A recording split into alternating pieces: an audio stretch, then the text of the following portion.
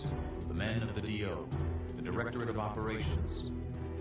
Secrecy was their shield, covert action and espionage, their weapons. We used to call it the Great Game, but it was an extremely serious game of life and death between two superpowers. You could get killed. It's a dangerous job. If you don't, you'll come home having said it was the best job you ever had. I said, tell Abu Abbas that I'm coming after him. And when I get to him, I'm going to kill him. 1997 marks a half-century for the CIA. America's secret warriors are finally emerging from the shadows to tell the stories of their battles against communism. Today, the agency confronts a new world order, fraught with terrorists, global organized crime, and illegal drugs. It must now pass its most crucial test yet, learning from its past, finding a new role for the future. The two oldest professions in the world are prostitution and espionage. They go back to biblical times. They've always been done in exactly the same way for centuries. Now, does anybody think they're going to be changed in the 21st century just because the American people don't like the idea?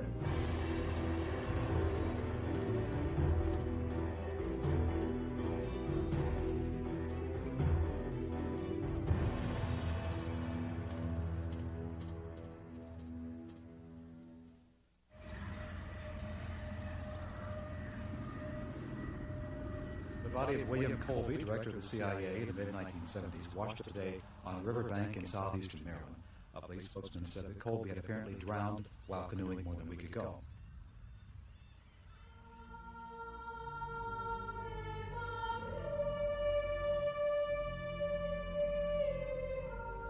When William Colby died in May 1996, some saw his memorial as the last rites for the CIA itself.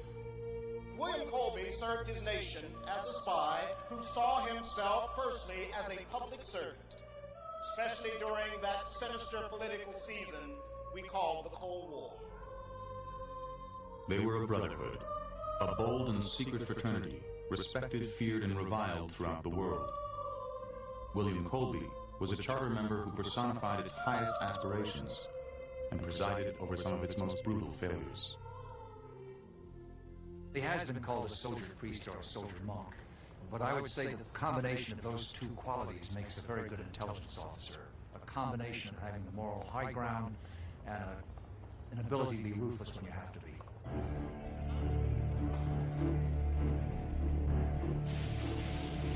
For the secret warriors, the world was the battleground. They were the guardians of the agency's mystique and reputation. A small cadre who fought the covert wars of sabotage, propaganda, and subversion.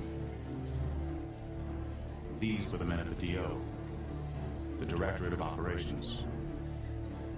The essence and the soul of the CIA is in the Directorate of Operations. You know, that's what's special about CIA. The DO is the CIA. Without the DO, the CIA looks like a Rand Corporation or anything else. The Director of Operations has become really the President's last centurions. They will march for him, whatever party he comes from. The secret warriors marched for 9 presidents during the Cold War. Today, their legacy is tarnished and faded, but in the beginning, they were among America's best and brightest.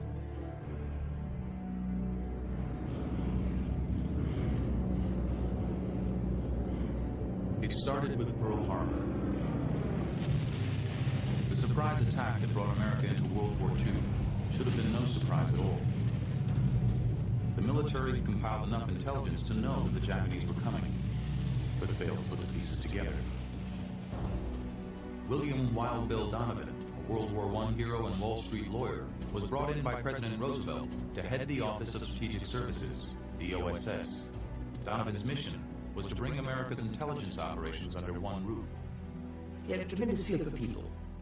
He had that knack. He remembered every name, he remembered every scene.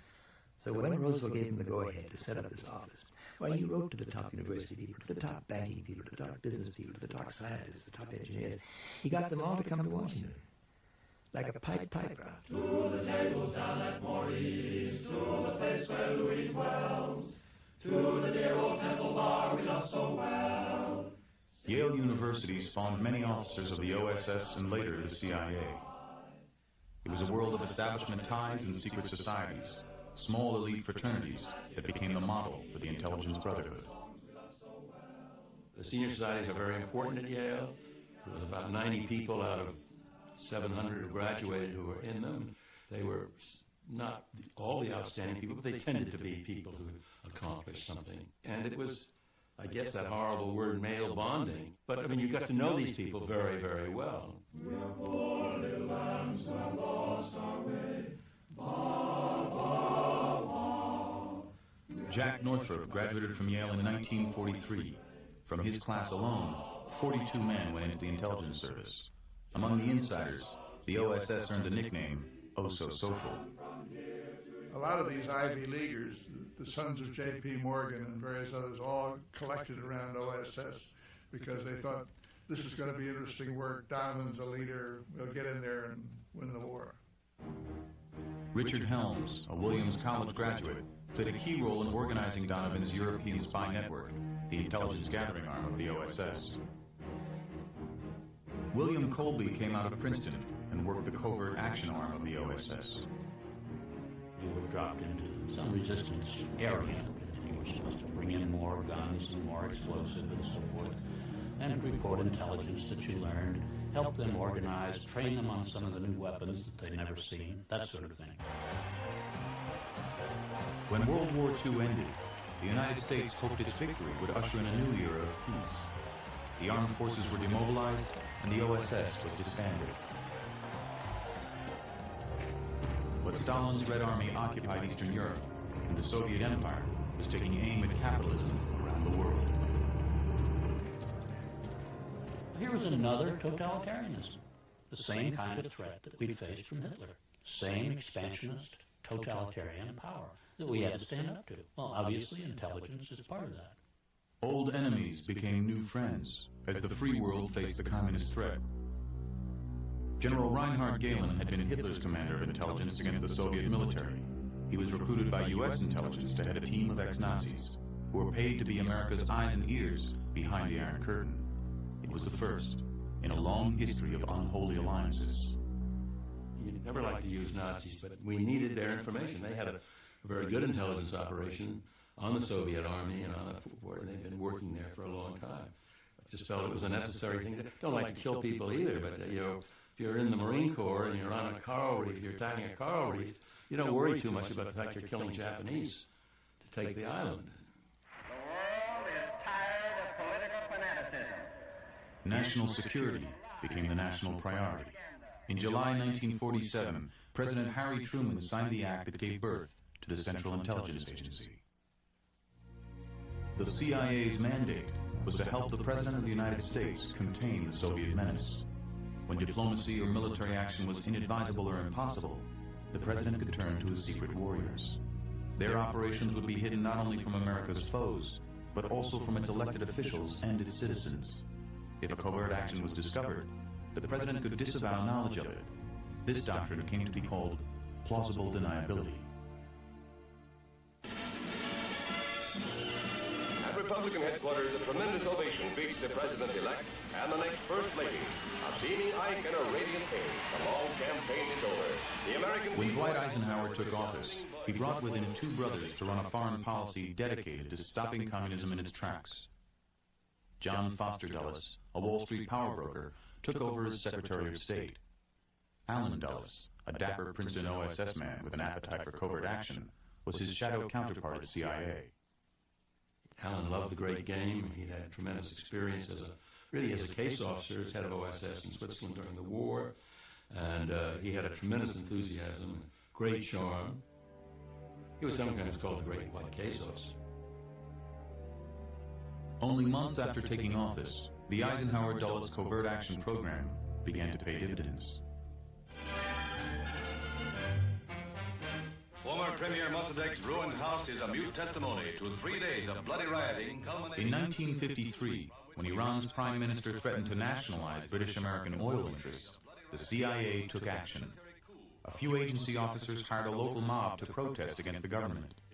Mossadegh was toppled. The pro-American Shah was returned to power. The Brotherhood had orchestrated its first coup. The Shah, who had fled to Rome, comes home. Iranian oil may again flow westward. In Guatemala a year later, it was bananas instead of oil. A popularly elected left-wing government threatened to seize property to give to the peasants. The plantations belonged to Guatemala's largest landowner, America's United Fruit Company. The Dulles brothers, who had close ties to the corporate giant, saw a communist menace looming south of the border. It wasn't anything but business. It had nothing to do with communism. It just had the fact that the government had taken over land that belonged to the United Fruit Company, and they can't do that. Philip Redinger, a former Marine, was one of the CIA's men assigned to Guatemala.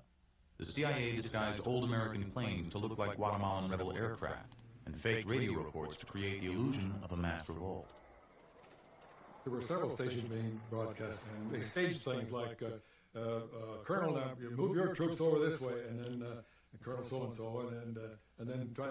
Of course, they didn't have any colonels, but they would make it sound like it was a regular army invasion. It was a wild. You know, I thought at the time, I said, this cannot work. This won't work, but it did work. The assault has begun on the dictatorship of Fidel Castro. Cuban army pilots... The Brotherhood, led by Allen Dulles, was on a roll. But the Great Game ran aground in 1961 at Cuba's Bay of Pigs. The CIA trained and armed a brigade of Cuban exiles to attack the island, in the hope of provoking the people to overthrow Fidel Castro. The ill-conceived operation was a disaster, and worse, the agency failed to conceal its role. There was no plausible deniability for the new president, John F. Kennedy. As I've said from the beginning, the operation was a failure, and the responsibility rests with the White House. Kennedy was livid. Privately, he said that he wanted to smash the CIA into 1,000 pieces. A few months later, he fired Allen Dulles. The man who molded the CIA's mission and mystique was shamed. The Brotherhood was no longer invisible or invincible. Let the word go forth from this time and place to friend and foe alike that the torch has been passed to a new generation of Americans. The clarion call of John Kennedy's presidency inspired a new generation of college students.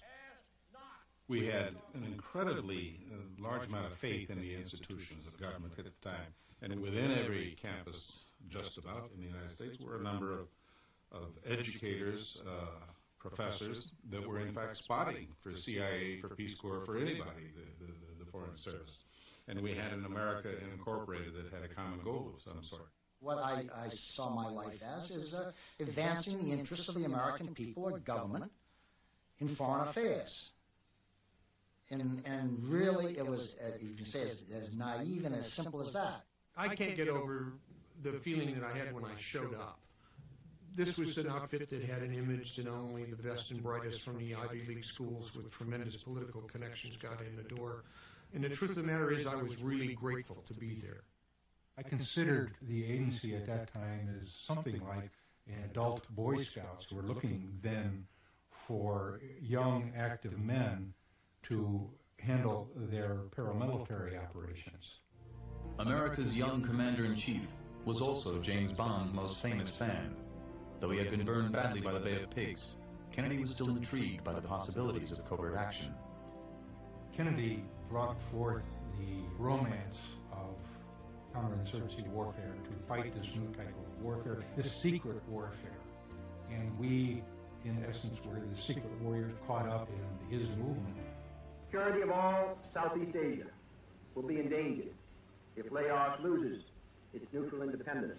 As the countries of Southeast Asia began to liberate themselves from colonial rule, the U.S. government worried that they would turn to communism. A crucial test came in the tiny country of Laos.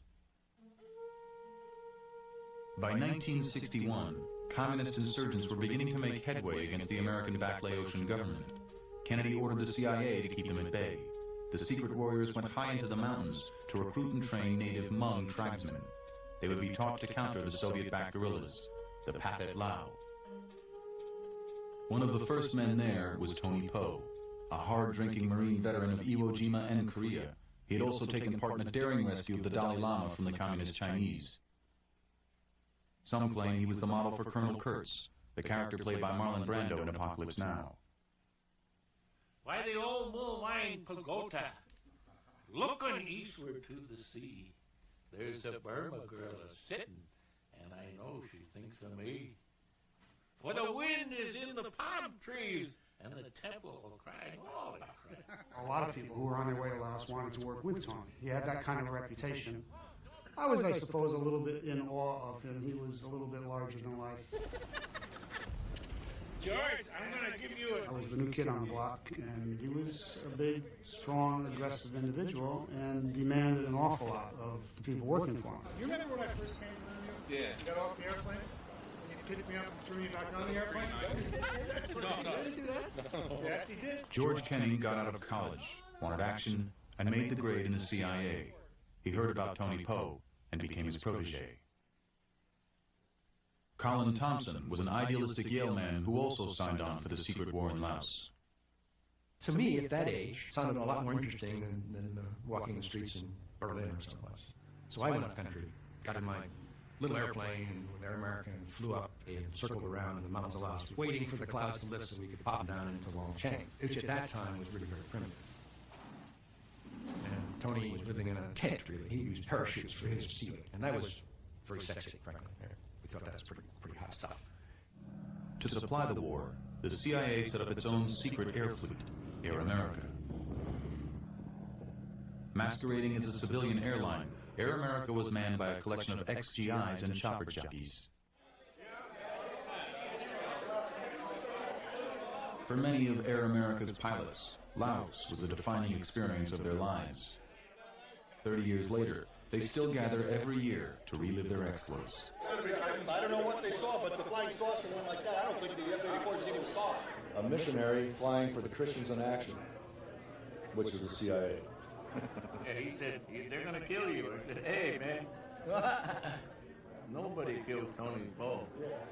Tony Poe remains their hero, a living legend. Hey, if I told you some of the things that I did, you'd say you're a liar.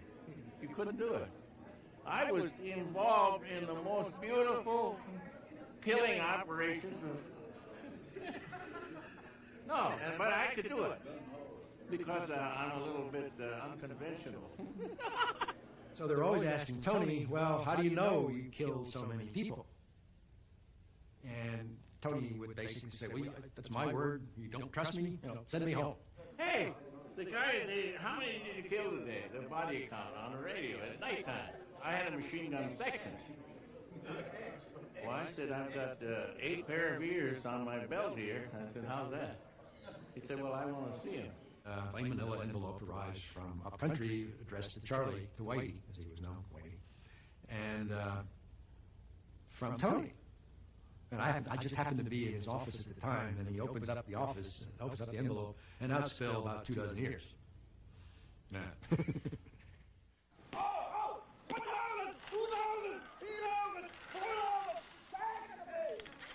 I think even looking back, if I had it all to do over again, I wouldn't have gone any other job. In fact, those days I jumped right even without it. That's probably what's wrong with me now. Bill Lair, a native Texan who still lives in Thailand, was the CIA's key strategist in Laos. It was Lair who trained the Hmong to fight the communist guerrillas. He chose Van Pao, a local leader, to head the CIA's proxy army, which eventually grew to number some 30,000. When they approved to arm the first 300 men, we asked Van Pao to pick a place that was as far away and difficult to reach as possible to give us time to drop the first 300 weapons and to train the people. And I asked him, how long would it take the communists to get up there? Because once we start dropping, they're going to know. And he said about 3 days. So we said, all right, we'll come up with the 3-day training. The communist forces came right on schedule, and the Hmong routed them very easily. There were early signs of success in Laos, but in 1965, the U.S. decided to pursue a more conventional military strategy in Southeast Asia. Kennedy's secret warriors were overshadowed by Lyndon Johnson's B-52s and American GIs. Bill Lair saw where things were heading and decided to leave Laos in 1968. My expertise was in the pure guerrilla warfare and that sort of thing. This was going in a different direction, and somebody else could do it as well as I could. And it was probably better for me to leave because I wouldn't have felt good doing something I didn't believe in. Many of the CIA officers in Laos were dismayed by the U.S. abandonment of their guerrilla adventure. They left behind 80,000 dead Hmong allies and the scattered remains of an ancient culture. It was very depressing. Had they continued with the paramilitary type program, it certainly would have been at a far less cost in lives and everything else. In other words, we could have lost a lot cheaper. Everybody said we lost it. Bullshit. The goddamn politicians lost it. The Brotherhood's secret war in Laos was eclipsed by a much more public war.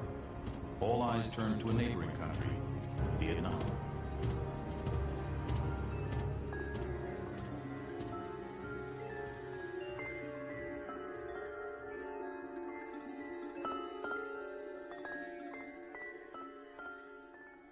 William Colby had commanded the CIA's operation in Laos. In 1968, he was reassigned to Saigon, where he set up a covert action to root out communists in the South Vietnamese countryside. It would become one of the most notorious operations in the CIA's history. I ran the so-called pacification program there, which was, again, a business of helping the people to defend themselves, with local forces to back them up. I was responsible for handing out 500,000 weapons to the people in the villages in Vietnam, not to the soldiers, not to the police, but to the people.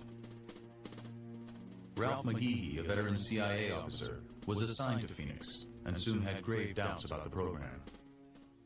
The Phoenix program was based on the concept that the communist movement in Vietnam consisted of guerrillas who were terrorizing people, forcing them to cooperate, when in essence the majority of the villagers were loyal communists who would dedicate their lives to fighting the Americans.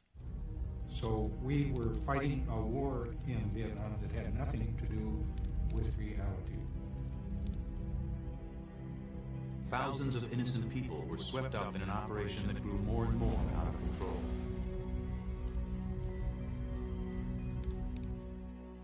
The Phoenix program was a real nightmare. People were being arrested, interrogated, tortured. The Phoenix teams were being sent out to assassinate and capture the leadership of the communist movement. The Ace of Spades was the calling card for Phoenix teams that killed an estimated 40,000 Vietnamese.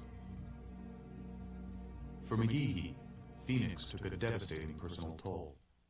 Here was my faith in this wonderful organization I was part of. Here was my faith in my country that I was so proud of. Here was my faith in everything we were doing I was so proud of. It just shattered. At one point, I was sitting in my villa and I was drinking a martini, and oh my God, I just threw my glass at the wall and it shattered. And I thought about my gun upstairs, that I should consider killing myself. Ralph McGehee eventually left the agency and has been an outspoken critic ever since.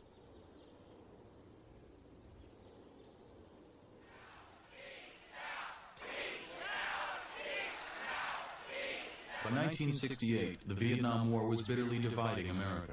So too did it tear at the heart and soul of the CIA Brotherhood. Its unquestioned mission was beginning to unravel.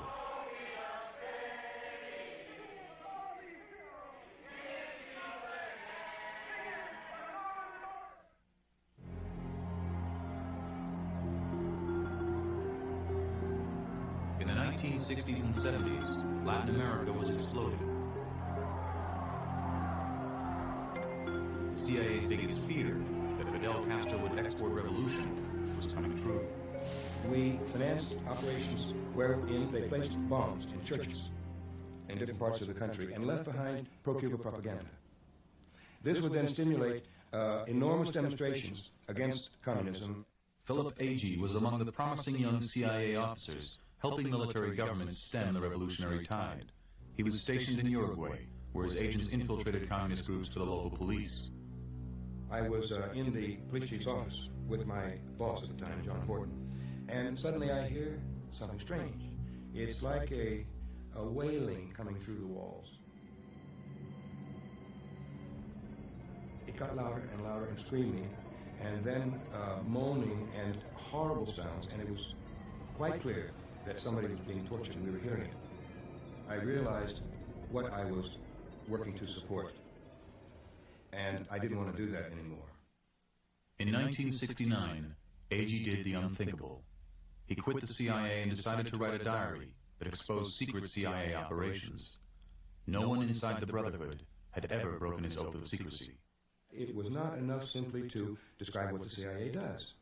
It was important to neutralize, and I don't mean kill, I mean neutralize the effectiveness of everybody doing it.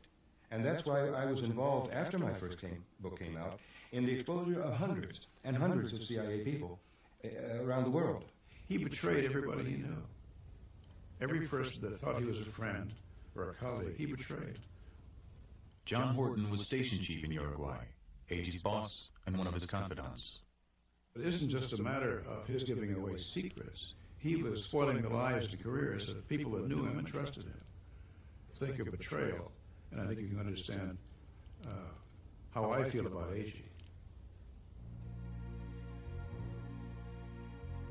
Agee, branded a defector and traitor by the Brotherhood, went into exile in Europe. His book was part of an avalanche of revelations hurled down on the agency, as the press began to focus on 30 years of proxy wars and dirty tricks. In September of 1974, as the book went to the printer, the revelations came out about the CIA's intervention in Chile to provoke the overthrow of Salvador Allende. President Richard Nixon had ordered the CIA to destabilize Allende's socialist democracy. The agency orchestrated strikes, food shortages, and finally, the coup that killed the Chilean leader.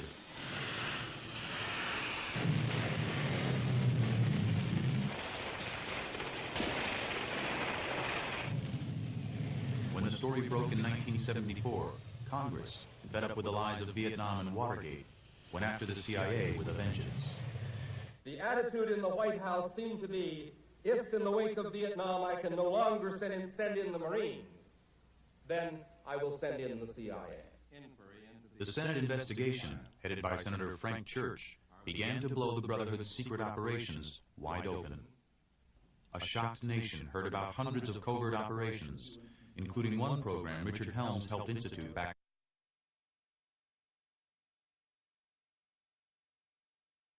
You know what day it is today, Cap? Yeah. What?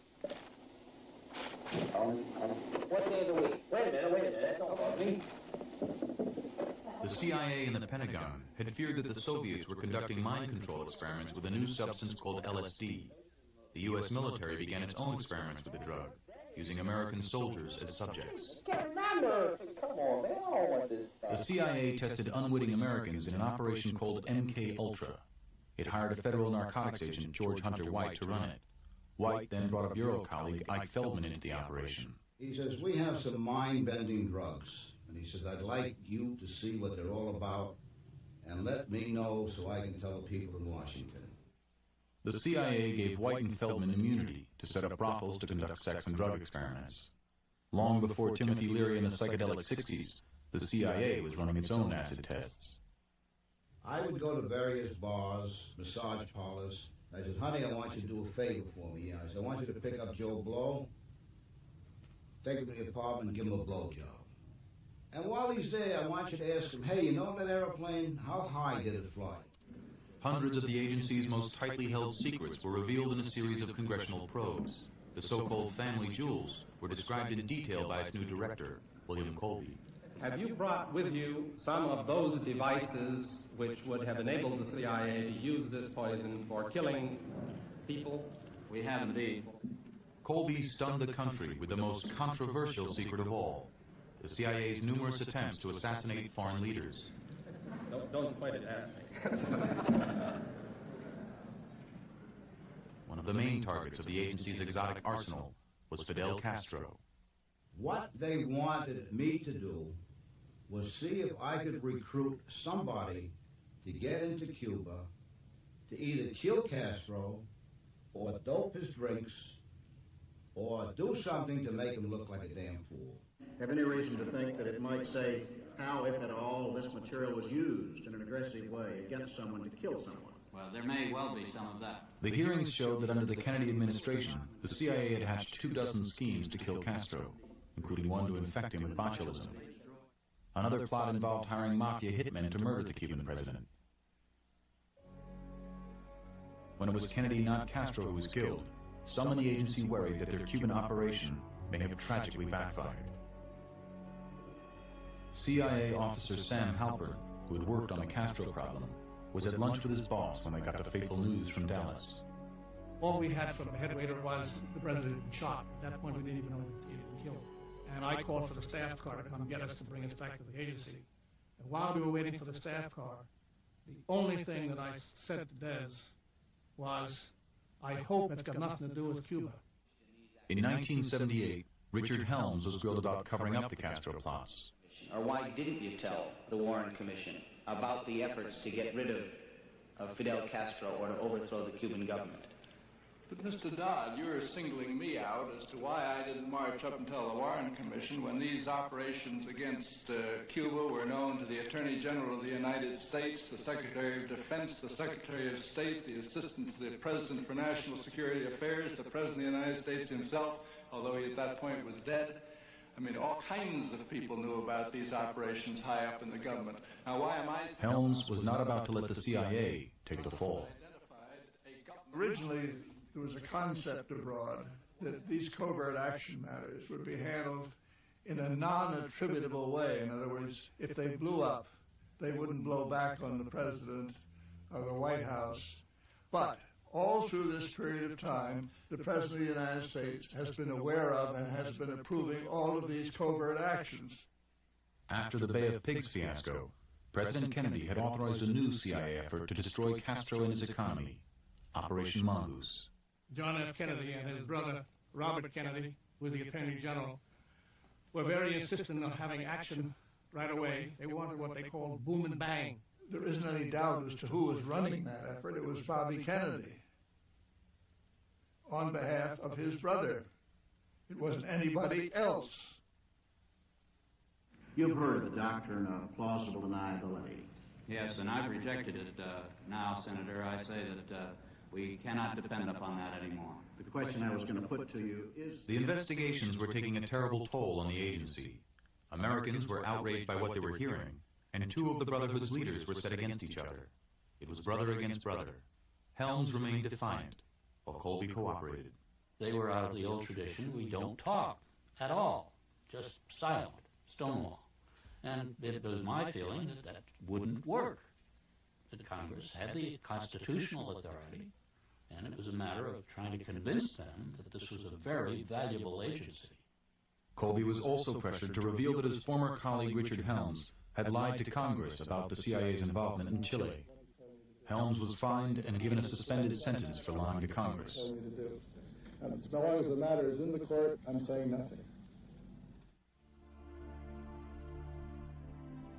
To the end, Helms held to the Brotherhood's code of silence. He became known as the man who kept the secrets.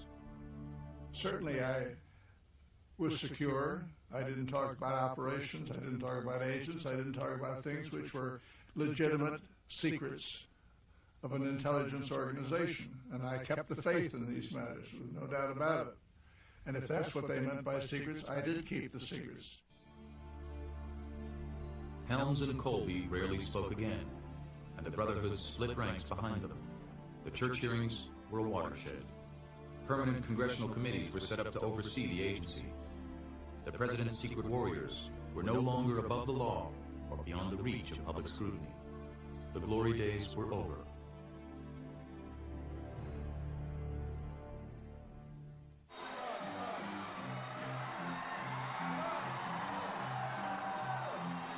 It took Ronald Reagan's election to resurrect the CIA. When Reagan named his campaign manager, William Casey, to lead the agency, it ushered in a new era of CIA activism. Like many of the old boys, Casey came out of Wall Street and had been an officer in the OSS. Like his boss, he was an avid Cold Warrior, a welcome lifesaver to a drowning Brotherhood. Casey liked operations officers. He assumed they were action-oriented. He loved us. Maybe not wisely, but certainly more than most of his outside predecessors and successors did. Together, Reagan and Casey revived America's war against communism. They launched their first attack in Central America. If we do nothing, if we continue to provide too little help, our choice will be a communist Central America, with additional communist military bases on the mainland of this hemisphere and communist subversion spreading southward and northward. The president backed his words with money and manpower. Hundreds of CIA officers were hired. The company was back in business. Went up and saw Casey, and Casey, said hello, and we talked, and he said, and we talked about the Central American thing. It was the issue of the day. And he said, look, he said, take, as he did, he said, take off a couple of months, or take a couple of months and study this problem, and then come back to me with a recommendation on what we ought to do in Central America. The number one target was Nicaragua. In 1979, the Sandinista revolution, backed by Castro and the Soviets, had toppled dictator Anastasio Somoza and brought a socialist government to Central America. Reagan convinced Congress to fund a very limited CIA operation to prevent the Sandinista revolution from spreading. Then he turned to his secret warriors. Believe me, it didn't take rocket science, and it didn't take 2 months to figure out what ought to be done down there, okay? We should take the war to Nicaragua, and we should start killing Cubans. Because if we start making life difficult for the Cubans in Nicaragua, maybe they'll go home. Well, of course, this was exactly what Casey wanted to hear. In 1981, only a small band of anti-Sandinista guerrillas existed. Then Dewey Clarridge came in with weapons and money to create the force known as the Contras.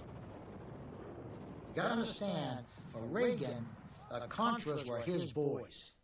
I mean his boys. There's no way he was ever gonna let them down.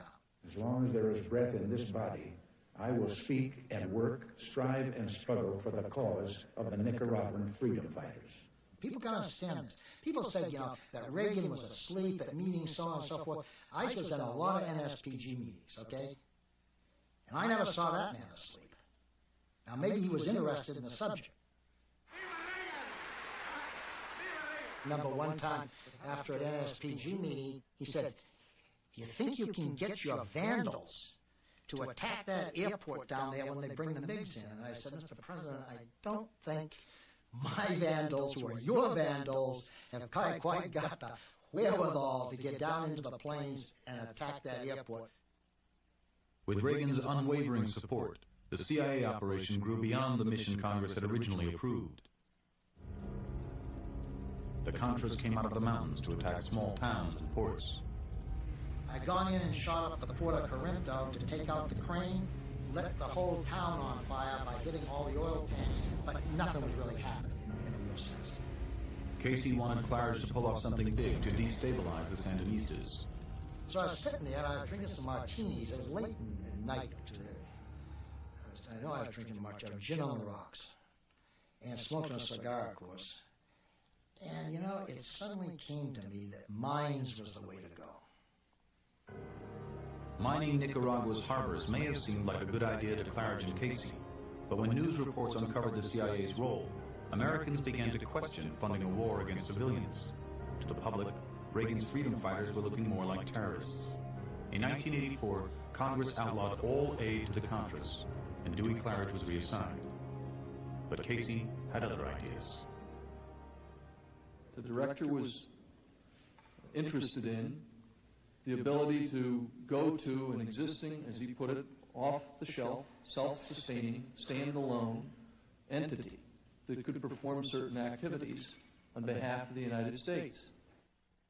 Casey recruited White House aide Oliver North to head up a secret enterprise outside the agency to sell arms to Iran and send the cash to the Contras. Both were illegal. Casey had put the CIA in the middle of another major scandal. Dewey Clarridge was one of several CIA officers, subsequently indicted for lying to Congress to protect Reagan and Casey. We were all pawns, many of us, in this fight between the executive and the Congress. In the course of all of this, the President of the United States and many others knew exactly what was going on. In his 5 years on the job, Casey had revived the agency, but his Latin American operations left its reputation as tarnished as when he started.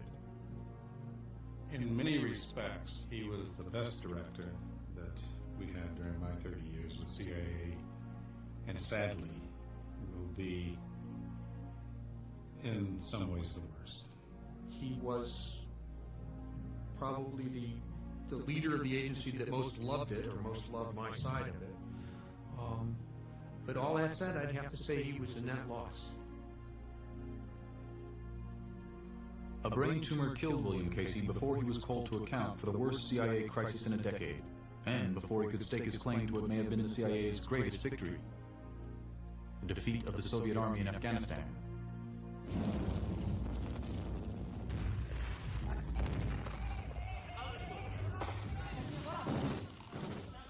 When the Soviets invaded Afghanistan in 1979, the Cold War heated up. William Casey assigned 2 veteran CIA officers, Milt Bearden and Frank Anderson, to supply and train the outmatched Afghan guerrillas, known as the Mujahideen. I, like everybody else, believed that ragtag bunches of third world insurgents don't defeat the Red Army.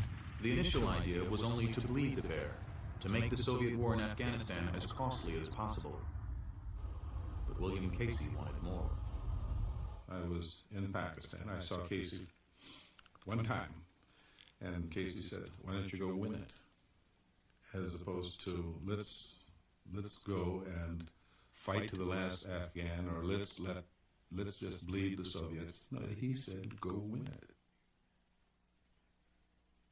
Bearden and Anderson put together an exotic coalition of Polish, Egyptian, and Chinese arms dealers to equip the fiercely independent Afghan guerrillas. I told them, "Look, guys, don't do car bombs. Don't do truck bombs. There's no percentages in it. Let's don't do that." So they would load a camel up with 150 pounds of Semtex, plastic explosives, and tie it up against a building in this town in eastern Afghanistan, which is kind of like the USO and officers' canteen of the Soviet Army. And when they're all in there sitting around drinking their vodkas and watching whatever they're watching, rip that baby off and blow up 150 pounds of Semtex and a camel and the Soviet Officers Club. And they were very proud to get back to me and said, "See, Mr. Miller, we did a camel bomb. We didn't do a truck bomb." What eventually brought down the Soviets was the U.S.-made Stinger missile. Inside the agency, they debated the future dangers of giving Islamic fundamentalists such a lethal weapon. But Casey's priority was beating the communists, and he prevailed. A flight of Soviet attack helicopters was moving from Kabul down to this airfield. They stood up, ripped off the first Stinger of the Great Afghan War, and it just flew like a great white dart across this blue sky and popped that first helicopter. Second gunner loaded up, and they stood there kind of like a buffalo stand for about another full minute and knocked out 3 of these guys. Pow, pow, pow. The helicopter-killing Stinger turned the tide in the CIA's last battle of the Cold War.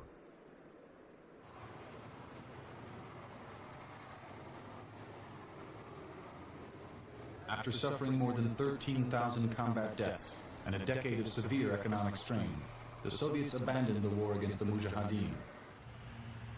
Bearden remembers the day when the last Soviet troops crossed the bridge to leave Afghanistan. That night, I went home to Pakistan. You could see my office from the office of the KGB resident in Pakistan, and he had asked me on the circuit a number of times. He said, "Mr. Bearden, you must be working very hard all the time because I'm always seeing the light on in your office." And so I kept it on for 3 years just to kind of jerk this big potato-headed KGB general around, and then on the night of 15th February 1989, turn the light off. The CIA's secret warriors had long dreamt of helping to defeat the Red Army. When Milt Bearden sent the news back to Langley, they broke out the champagne. We're poor little lambs who have lost our way. When the Cold War suddenly ended, the CIA lost its enemy in the great game. After we settled into the Cold War, then it did become one big contest between the shirts and the skins. We were the shirts and they were the skins. And your job was to show up for every match wherever it was. That's the goal. God, have mercy on such as we. And then what happened really was that one day they didn't show up anymore.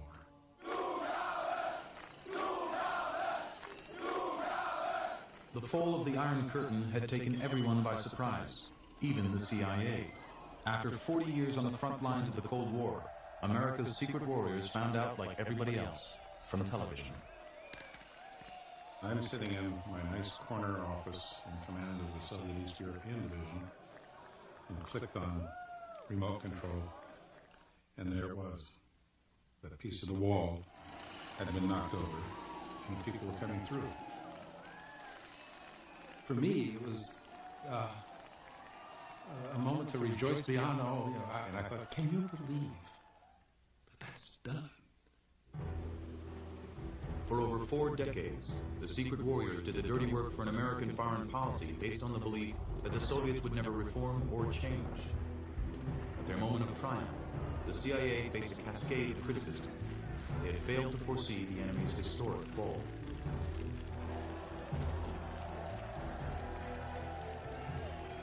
The appraisal of the relative strength or weakness of the Soviet Union has always been a political appraisal. It has never been an intelligence assessment, ever, ever, ever. It's only political.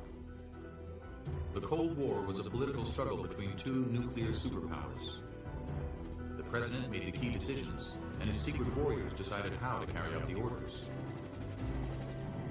They saw their greatest challenge as subverting and containing communism without letting the Cold War escalate into a hot war. We did get through this terrible period in which we threatened each other with 25,000 nuclear warheads on each side, and we didn't destroy the world. That's the greatest success. And intelligence played a major role. Along the way, the CIA's secret warriors left their footprints on virtually every continent. They conducted major operations in at least 20 countries, as well as hundreds of smaller covert actions. Nations were devastated, and hundreds of thousands of people were tortured or killed in the proxy battles of the Cold War. At 50, the Brotherhood's days as a small, elite band of crusaders against communism are over. Weary from scandal and contempt of the public, the agency has settled into a vast bureaucracy, its mission unclear and its future uncertain.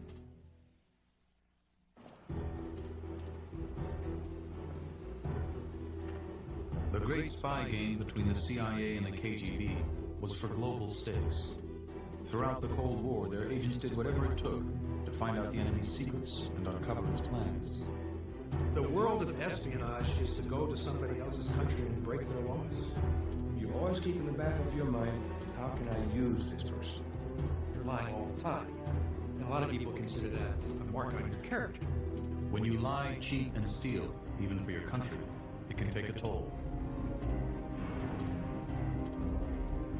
What espionage is building personal friendships, really close human bonds, and then betraying that friendship when you get that person to do something that's in your country's interest and maybe not his or hers. In the world of espionage, nothing is what it seems. An ally might turn out to be an adversary. The guy in the office at the hall, a double agent.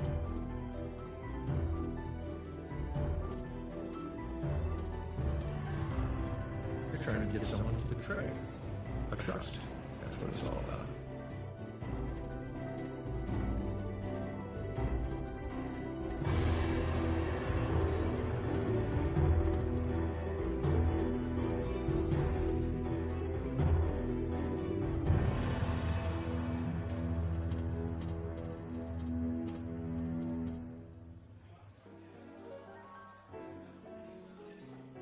The Russian contact was late, and the CIA man was getting impatient, nervous.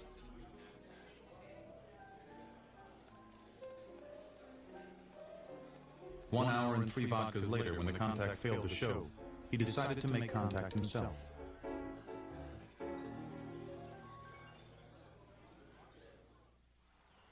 He took his envelope into the bright spring afternoon and walked the few blocks to the Soviet embassy. For the KGB, it was the beginning of a beautiful friendship. For the CIA, it started a 9-year nightmare. For Aldrich Ames, it was payday. My intention was, it was a one-time sale to make a quick, illegal killing and stop. Only didn't work out that way. Ames was obviously a total disaster, and there's nothing good you can say about it. He's a killer. Traitor, maybe. Traitor, yes, but he's a killer. You saw what Ames did to the CIA. The result was an organization that's still reeling back. Aldrich Ames' betrayal shattered the agency. It raised serious doubts about the CIA's competence and cast a shadow over its future. What shocked me was that a spy for the Soviet and then Russian government could exist for a multi-year period, almost 10 years in this agency. Something was the matter here. Aldrich Ames is more than just an officer gone bad. His case is a window into the world of espionage and into the CIA's unique culture. Though many think of CIA headquarters at Langley, Virginia as Spy Central, ironically, Aldrich Ames was the first CIA officer who was actually spying while he worked there. You're not a spy when you're working for the CIA. You're basically a spy hunter. You go out and find spies. What we were in the directive operations were case offices or operations offices whose duty or requirement was to recruit spies, recruit agents, and then handle them. The espionage business is a small part of the CIA's huge bureaucracy. Most of the agency's 20,000 employees work in administration, analysis, and technical services. Only a few thousand serve as espionage officers in the agency's Directorate of Operations. We're watching to see what the Serbian President Milosevic's reaction will be to that. The job of an espionage officer is to make foreigners betray their own countries, to commit treason. The fundamental skill is to persuade someone to do something that may not be in his interest. They use blackmail, ideology, flattery, and almost always money. These case officers may face grave danger. 59 have died in the line of duty. A more frequent hazard is getting lost in a labyrinth of deceit. There is a well-deserved fear for everyone to say, the more I behave in this particular sphere of LCS, lying, cheating, and stealing, okay, the more I become like them. Maybe, in a way, recruiting people and espionage can become addictive. You tend to carry some of the techniques over into your personal life. I mean, recruiting an agent can be like recruiting a girl for other purposes. It was in this culture that Aldrich Ames was born and raised. Ames is a true son of the CIA. His father, a history professor, joined up in the early years. Carlton Ames's CIA career was undistinguished, marred by his drinking. Still, he passed on the anti-communist mission to his only son, Rick. He was a crusader. He presented it as a crusade. And I tended to, until a relatively advanced age, to agree with most of what my father had said and done, and so I was highly motivated. Ames started his career in 1967. His first assignment overseas put him under the tutelage of Dewey Claridge, a skilled recruiter. When you make recruitment, it's just like having an orgasm. When that guy says you'll do it. Just like having a sexual orgasm, no question about it. Claridge supervised Ames in Ankara, Turkey, an east-west crossroads and a paradise for spies. I had Ames in Ankara. I tried to get Ames to be a case officer. He couldn't be a case officer. He couldn't recruit his mother. Unpromising as Ames' debut in Ankara was, the CIA rarely fired anybody. An angry ex-employee might compromise security. The agency preferred to handle personnel problems by keeping them out of sight. I was the reviewing officer. And as reviewing officer, and I made the dumbest statement I ever made, was this fellow really ought to be in the counterintelligence business. Okay? Well, what I meant by that is that this guy has no interpersonal skills. And therefore, what he really ought to be is an analyst in the counterintelligence side of things, where you don't need interpersonal skills. And everybody in the agency or the DO would know that from what I wrote there. Okay? But on the surface, it looks really stupid. Huh? Stunned by Claridge's evaluation, Ames thought about quitting. Instead, he resurrected his career by studying Russian, and then joining the agency's Soviet division in 1972. The division assigned Ames to the United Nations, where he sought recruits among the KGB officers working there under diplomatic cover. Jack Platt worked with Ames during this period in the late 70s. When I met Rick Ames, I liked him because he liked operations. He'd done his homework. He spoke Russian.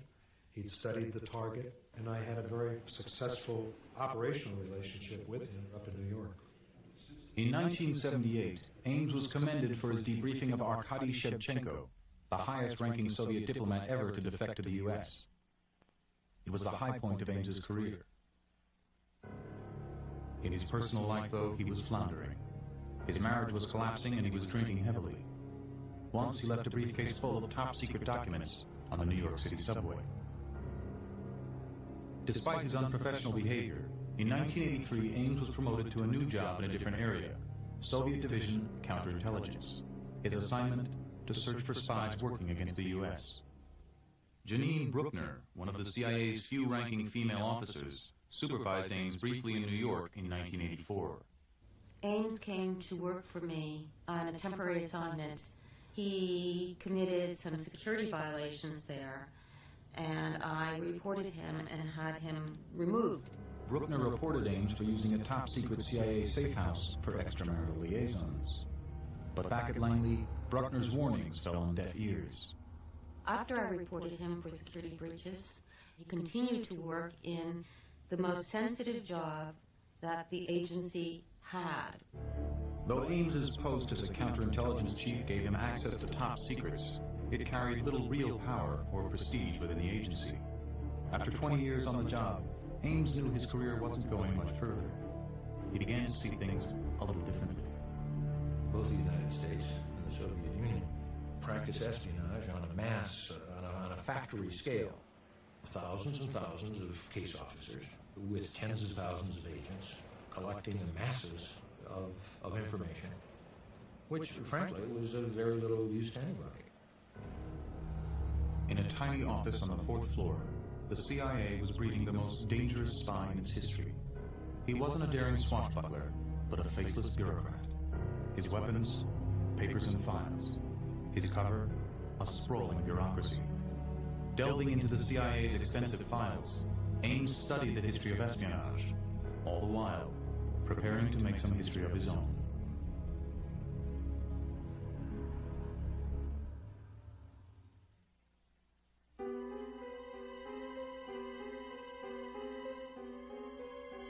The halls of the Central Intelligence Agency are tinged with paranoia.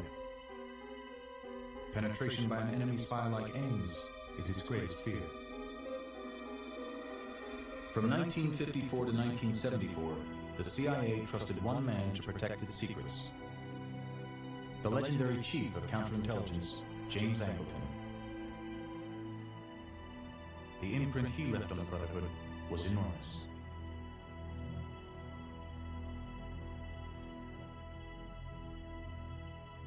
James Angleton was probably one of the more brilliant people that any of us will ever meet.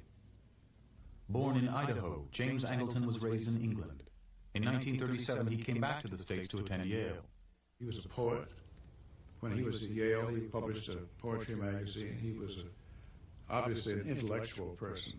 Angleton joined the OSS straight out of the Ivy League. In Europe in World War II, he proved himself a skilled player of the espionage game. He was a great guy, very odd in terms of comparing him to any other normal human being. He drank like a fish. He would stay up all hours of the day and night. Maybe a mad genius, but he was a genius in many ways. And people forget that he was paid to be the doubting Thomas of everything. And he was. In the early years of the Cold War, the stakes were high, and effective espionage was vital. In the 30s and 40s, the KGB had recruited American and British scientists who'd given them the biggest prize of all, nuclear secrets. The stunning news. Russia has the atom bomb burst on America. This is where the role of the KGB can never be underestimated. General Oleg Kalugin, the youngest KGB general ever, saw early on the significance of the KGB-CIA spy war. Atomic espionage played a great role in bolstering Russian national security. And this is a fact. The arrests of the atomic spies detonated a near panic. Throughout the 50s, Americans saw traitors everywhere. For Angleton, the traitors were profound and painful proof of the KGB's skill, cunning, and omnipotence. He saw this and he saw plots. I don't mean in a crude way, because Jim didn't have a crude mind. But he saw plots. He saw pitfalls. He saw places where we'd been fooled in the past. And of course, if you mention Jim Angleton, you have to remember that he was very close to Kim Philby. Kim Philby was a top British intelligence officer stationed in Washington in the early 1950s. He and Angleton were friends, drinking buddies who talked shop and shared secrets. Later, it was discovered Philby had been working for the Soviets since his university days.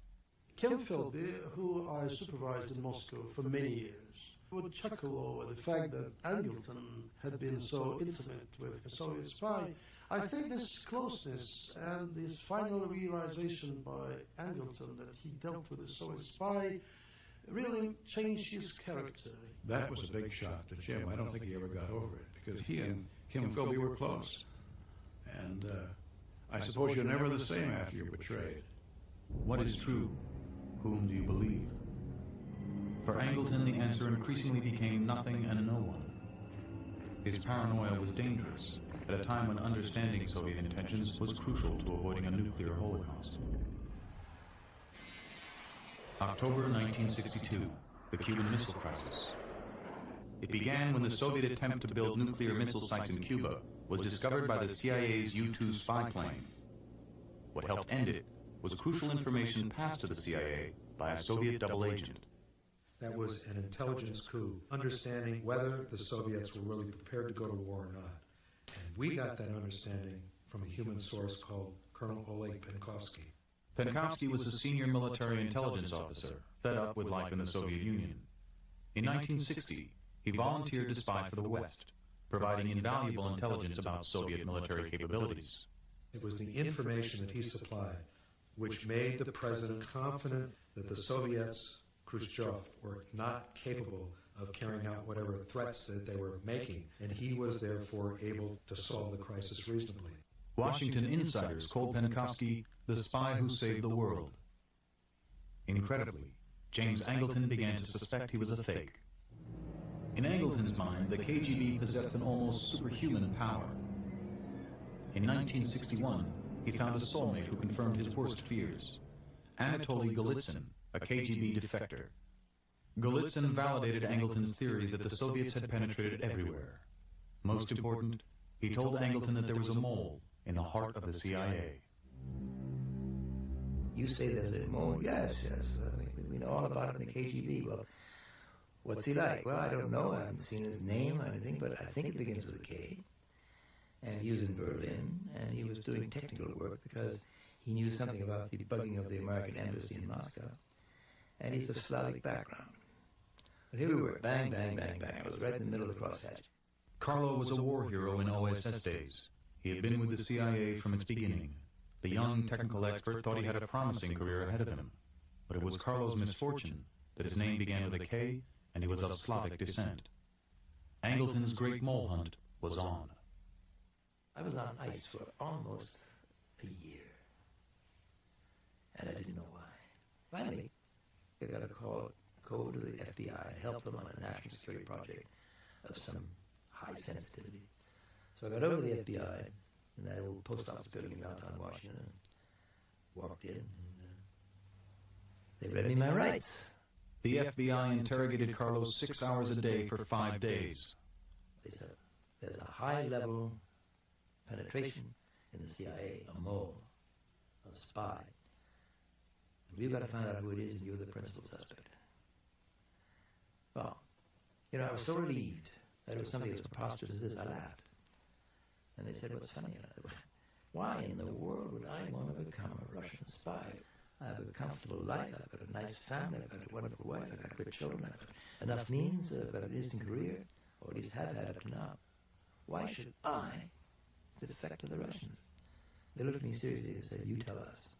Do you intend to answer truthfully? Carlo was not the only suspect.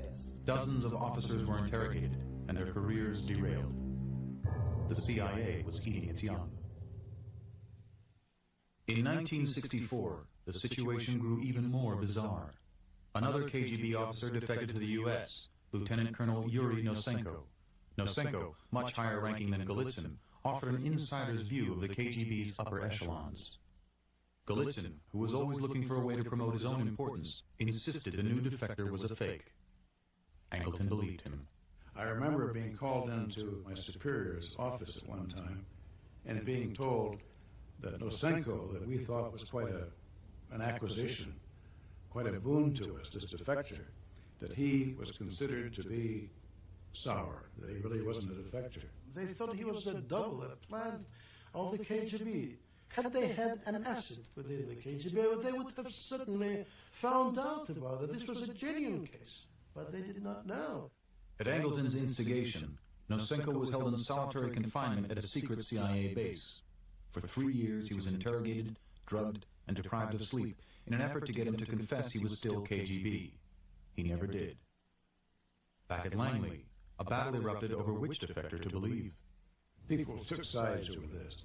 Jim felt that the Soviets are too clever for us.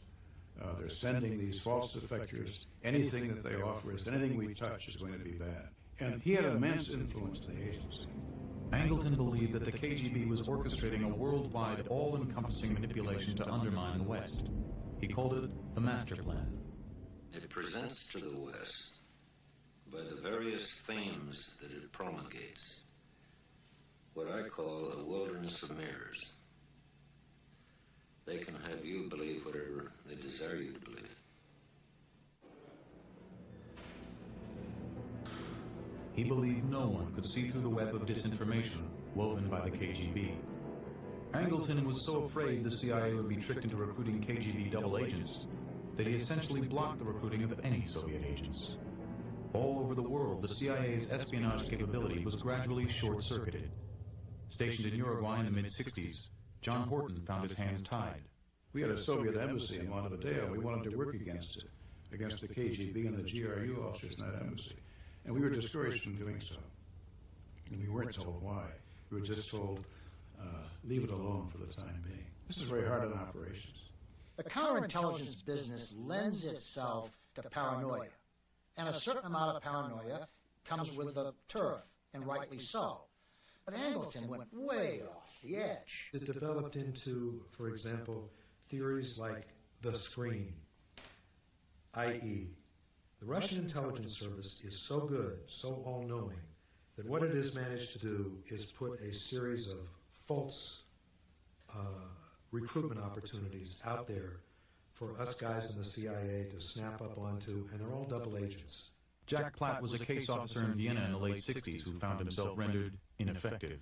Officers like me were told, you can try to recruit him if you want, but he's probably a screen. Okay? Don't waste your time. I said, well, what do we waste our time on then? Okay, yeah? You want to recruit bartenders, dancing girls? What? What the hell am I here for if it's all a screen? Prague. It was here in 1968 that Jack Platt witnessed the real-life repercussions of Angleton's theories. The Czechoslovakian people rose up against the Soviet occupation, but after years of stymied recruitments, the CIA lacked the agents or the information to assess the intent of the protests, or what the Soviet response was likely to be. As a consequence, American leaders were stunned when the Red Army mercilessly crushed the reform movement. Congress later called the Prague Spring debacle one of the greatest intelligence failures of the decade.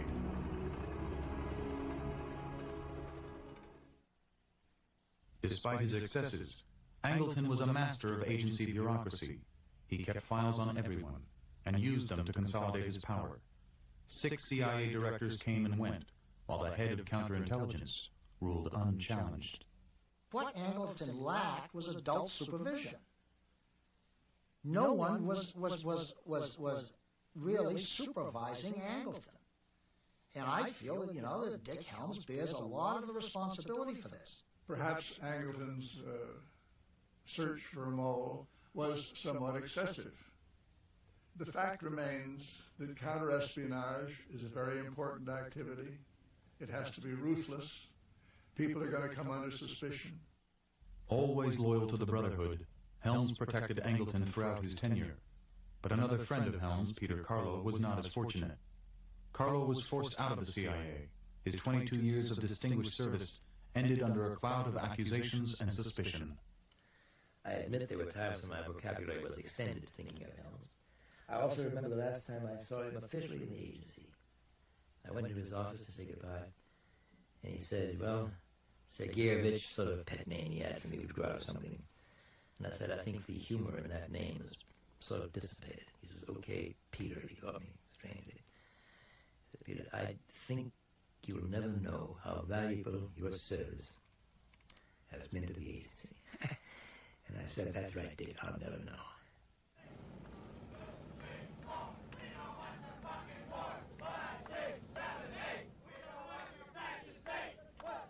Angleton also pursued Soviet agents outside the CIA. Fearing that the KGB was behind the peace movement, Angleton's staff joined the FBI in spying on anti-war protesters. He oversaw another CIA-FBI operation that opened and read the mail of American citizens for many years. What was your understanding of the legality of the covert mail operation? That it was illegal. What? That it was illegal. That it was The press revelation that Angleton had spied on American citizens created a furor. He had compounded his problems by suggesting that William Colby, the agency's new director, was really a Soviet mole. I'm afraid he stayed in the job too long, became overly suspicious of things, and my problem was that I thought that the major chore of the CIA was not to protect itself against the KGB, but to penetrate the Kremlin. In 1974, Colby called the counterintelligence chief into his office and fired him. Angleton stood by the master plan, which by now his critics were deriding as the monster plot. I have seen no change in the Soviets at any time. After Angleton departed, the CIA eventually admitted it had wrongly accused Carlo and other loyal officers. Golitsyn was discredited. Nosenko accepted as a genuine defector. In his zeal to protect the agency, Angleton may have done more damage than any mole ever could. I'm sorry to keep you out here.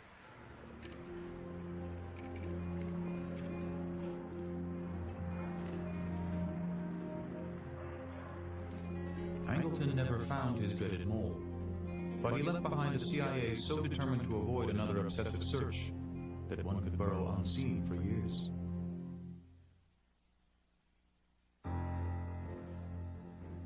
In 1985, despite drinking binges and security violations, Aldrich Ames remained a counterintelligence chief in the Soviet division.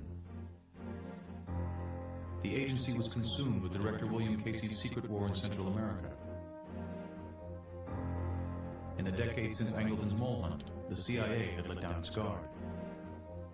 Ames decided his time had come.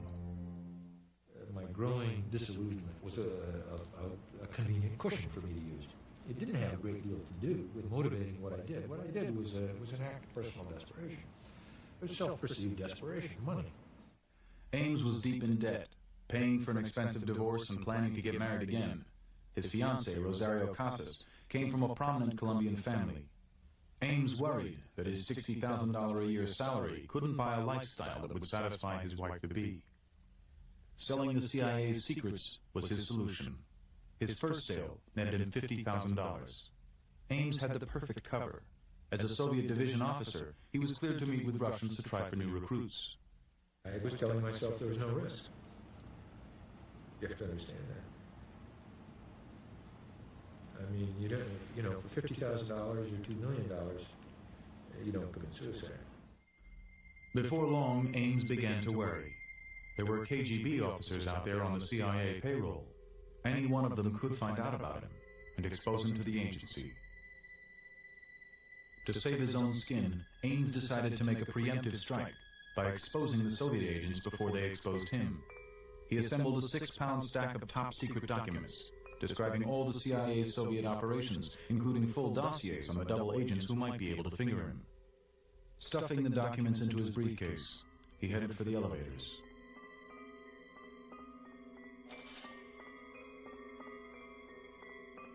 And conceived of it like someone deciding to rob a bank or something, as a kind of a clever, little desperate ploy, but one that was all kind of manipulable and containable. And having done it, it simply came crashing in on me that I was not in control. And that is what led me in this kind of sleepwalking state into in the end, sort of throwing up my hands and saying I have to go all the way. He walked out the front door of Langley with the mother lode. Aldrich Ames had gone all the way.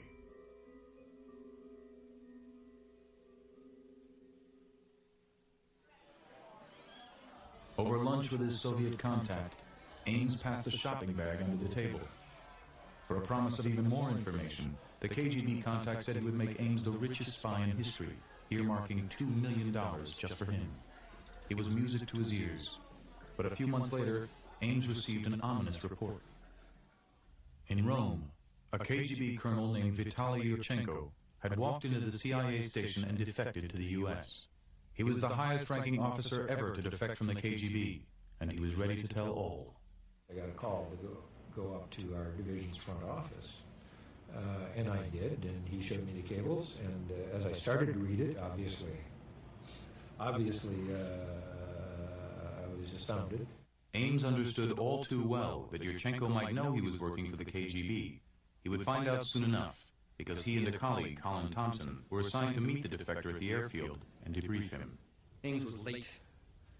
He claimed he overslept. When I saw him later today, he looked awful. Typical person who had a really severe hangover. I think that night before Yurchenko's arrival was what really got to him. He's walking out there at Andrews Air Force Base, a military installation, where there are going to be a whole lot of FBI people who can arrest him and have the power to do so, and he doesn't have a clue what Yurchenko really might have said about him, if anything. He didn't know. And so, if that wasn't an occasion to have a few drinks, I don't know what one was. Ames rode with Yurchenko to a Virginia safe house, not knowing that the debriefing he was about to conduct would reveal his very own treason. In the first few days, Yurchenko identified several Americans secretly working for the KGB, but he didn't mention them all in the CIA itself. It looked like Ames was home free. The Yurchenko story had a bizarre ending. Hoping for some good publicity, Director Casey leaked Yurchenko's defection to the press. Yurchenko was furious.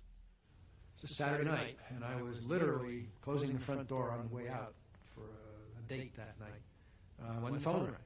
And I went back into my kitchen, picked up the phone, and this was the security guard, and he was in Georgetown, and Yurchenko just gotten up and left. Yurchenko and a young agency security officer were out to dinner in Georgetown when the colonel said he was going out for air. He added, "Don't blame yourself if I don't come back." The officer explained later he didn't rush out with him because he didn't want to leave without paying the check.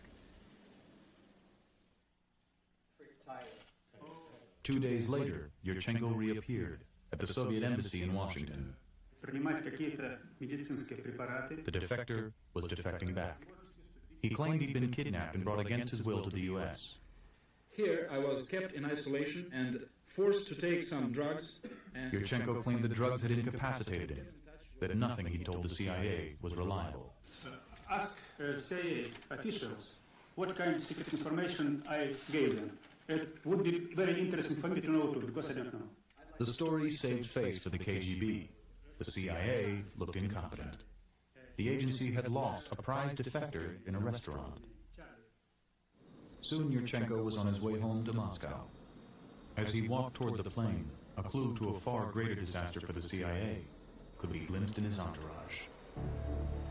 Carrying a congratulatory bouquet of flowers was a young KGB officer named Valery Martinov. He'd been called back to Moscow after a stint in the Washington embassy posing as a cultural attaché. Martinov also had a sideline, spying for the United States. 2 months later, Sergei Motorin, another young KGB officer who'd been recruited by the CIA, was unexpectedly called home to Moscow. Then from London, yet another double agent was suddenly ordered home to Russia. The CIA was concerned. Why were so many prized Soviet spies being recalled?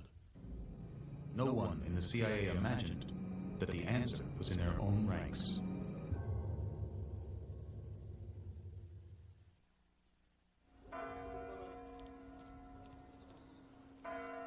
By the end of 1985, every one of the double agents fingered by Ames had been recalled to Moscow, though even they still didn't know why.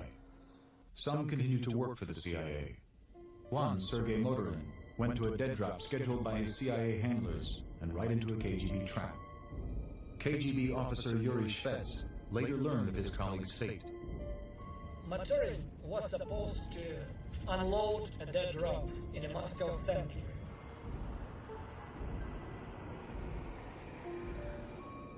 The KGB surveillance was waiting on this dead drop site for 3 days in a row, day and night. They didn't know who would come. Motorin was gone.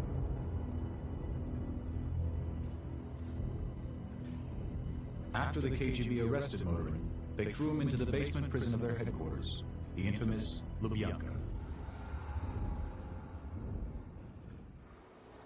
For the KGB, Aldrich Ames was both good news and bad news.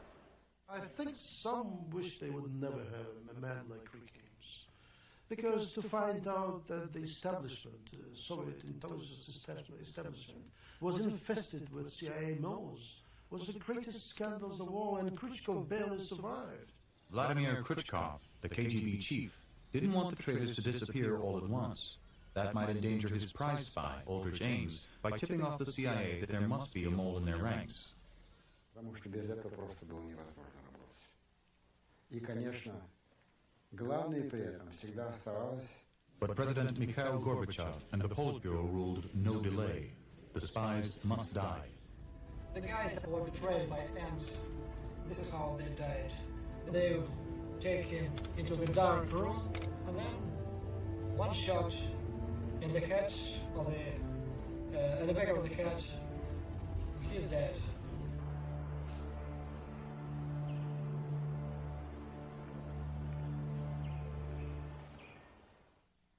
We had lost a passel of agents.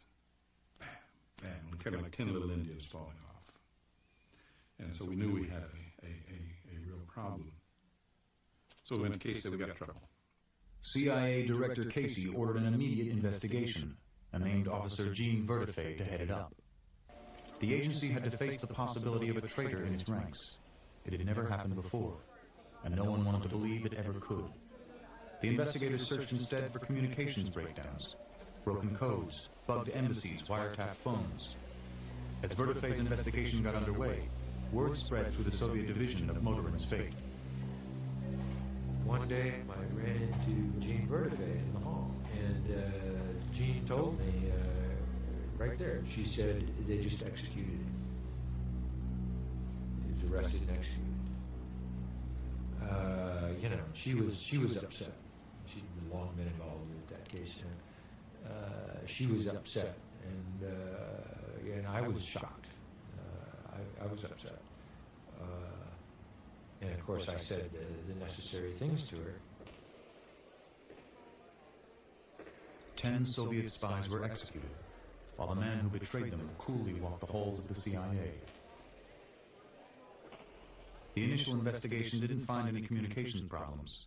The agency scheduled all Soviet division personnel to take polygraphs, lie detector tests. Ames asked his KGB handlers to coach him on how to trip up the machine. Their advice? Stay calm. First thing I said to myself was, this is it. But the more I thought about it, it occurred to me that the KGB is going to give me the best they've got. They aren't going to hold back any neat tricks back because they're not worth giving to me. They're going to give me the best they've got. The KGB's simple advice worked. The polygraph operator judged Ames's answers to be bright and direct. I think Ames by that time was a practice liar. I think he could control his emotions very well. I ran into Rick Ames at CIA headquarters, and we sat down and talked a lot.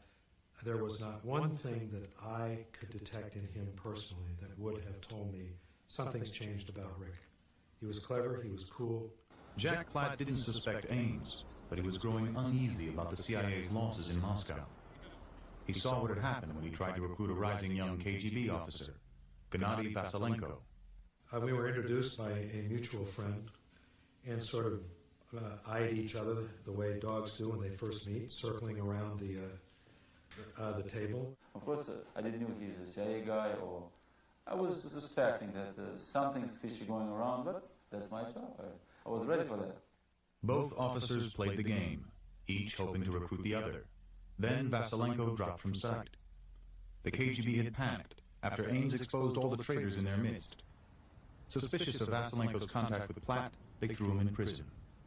They don't trust me, they don't believe me, and how you could work, like for the service, for the government, you're trying to do your best, maybe sometimes the wrong way, but you're trying, and they think you're a traitor.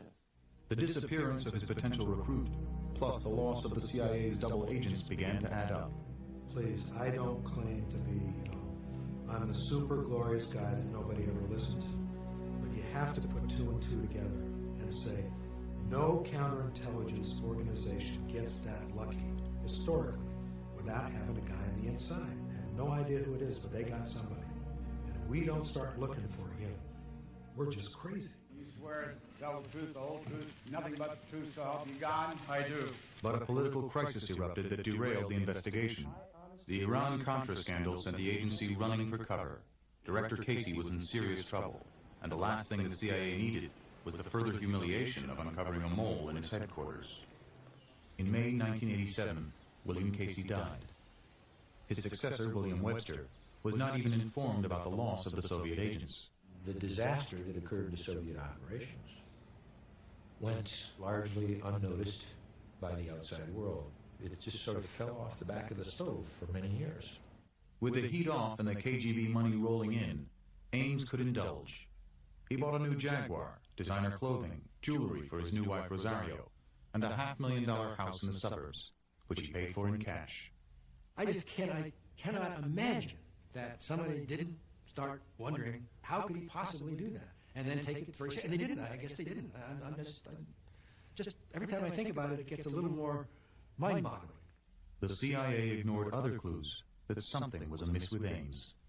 On assignment in Rome, Ames was picked up drunk in the streets by the Italian police. I know 3 women reported him to the chief of station.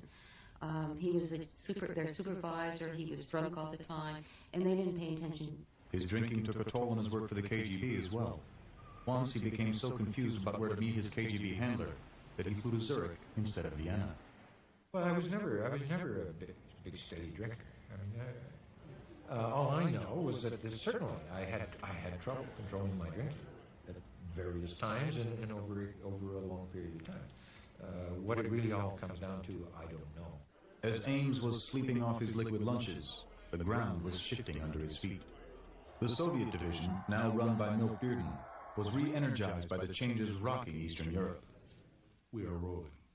We're working. The Soviets have left Afghanistan. The Berlin Wall has fallen. The Czechs have gone. By 1990, the Warsaw Pact slips beneath the waves. It's over. The Soviet Union was self-destructing. KGB chief Khrushchev, the spymaster Ames trusted to protect him, was struggling for survival. On August 18, 1991, he led a coup to overthrow Gorbachev. То первым, кто учинил заговор против государства Союза, это был Горбачев. The coup collapsed. Muscovites stormed Lubyanka, chanting death to the KGB. Khrushchev was thrown in prison. Soon, the Soviet Union was no more. I was overjoyed at the failure of the coup. This, of course, it was a matter of some apprehension for my own personal security. Ames now found himself in the unusual position of being a spy without a spy master. He didn't have a country to work for, but that didn't stop him. Instead, he started selling secrets to the new Russian government. After 6 years, the CIA still did not know for certain they had a mole. The possibility conjured up so many ghosts, from the excesses of Angleton to the excuses of the last 6 years, that the agency was incapable of investigating itself. Finally, in 1991, the CIA called in its arch-rival, the FBI. The FBI drew up lists of likely suspects. Aldrich Ames was on every list. The FBI trailed Ames, put surveillance on his home, tapped his phone, checked his finances, sifted his garbage. The circumstantial evidence that Ames was a spy was overwhelming. By that time, I was in a pretty advanced state of denial, which involved denying to myself that there was any tangible threat to my discovery. I was just denying that to myself across the board. February 21st, 1994. Aldrich Ames was scheduled to fly to Moscow the next day. After a 3-year investigation, the FBI was not about to risk a defection. That morning, as Ames was driving to Langley, 8 FBI agents stopped him and pulled him from his car. He was told he was under arrest for espionage. His response? You must have the wrong man. After $2 million, 10 lives, 3 presidents, 4 CIA directors, the end of the Cold War, and many, many stiff drinks, Aldrich Ames still couldn't face what he had done. One thing I worried about and I wondered about, why didn't I wake up at night? Sometimes, not so much fearing that I would be caught.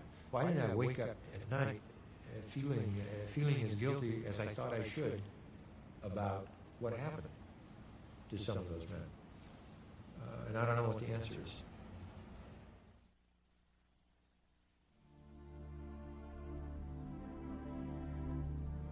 The Ames and Angleton stories bookend the Great Spy War, the obsessive mole hunter and the mercenary mole. Both men were products of the secrecy and deceit that come with the business of espionage. Both damaged the CIA for years. I believe that James Angleton created a backlash, such an anti-counterintelligence atmosphere inside the agency, that what you end up with is no capability as far as I'm concerned.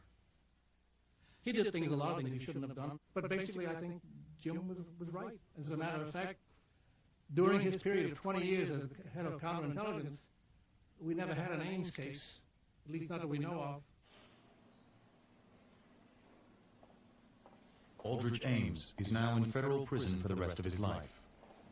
What I sold to the KGB and the Russians didn't make a damn bit of difference to anybody, except in the human terms, where it made a great deal of difference. And that tells you something about what's really at stake. It tells you that espionage really is not very important. When you come right down to it, when you look at the record 40, 50 years of spy wars, and you say, well, what have we got here? And it's pretty much garbage. Aldrich Ames compromised hundreds of CIA operations and scores of officers. His betrayal was a severe blow to agency morale and to its already beleaguered image. The only thing I'd like is 5 minutes alone in a room with Rick Ames. Anyone who has been involved in a career of espionage must understand that throughout history there have been double agents, there have been betrayers. There will always be a Benedict Arnold somewhere. In a moment you will hear about the arrest of Jim Nicholson, a 16-year career CIA Director of Operations employee on charges of committing espionage for Russia. Only weeks after Ames was caught, a higher-ranking CIA officer allegedly followed his example and started selling secrets to the Russians. Harold Nicholson stands accused of betraying the agency for money like Ames. Unlike Ames, he was caught in 2 years rather than 9. Thus far, we have no information that any CIA assets were killed as a result of Nicholson's spying. It seems unlikely that the damage he caused in any way approaches that done by Ames. The spy wars of the Cold War have outlasted the Cold War itself. But the stakes have changed. It is no longer a great game of life and death. Despite Ames, the CIA won the spy war with the KGB. but his betrayal deeply scarred the Brotherhood's legacy. I think that the Aldrich Ames case will be the point in time that one can always refer back to. That was the beginning of the end, or the end of the clandestine services, the DO, as it was constituted for close to 50 years. In the lobby of CIA headquarters, there is an inscription from the Bible. And ye shall know the truth, and the truth shall make you free.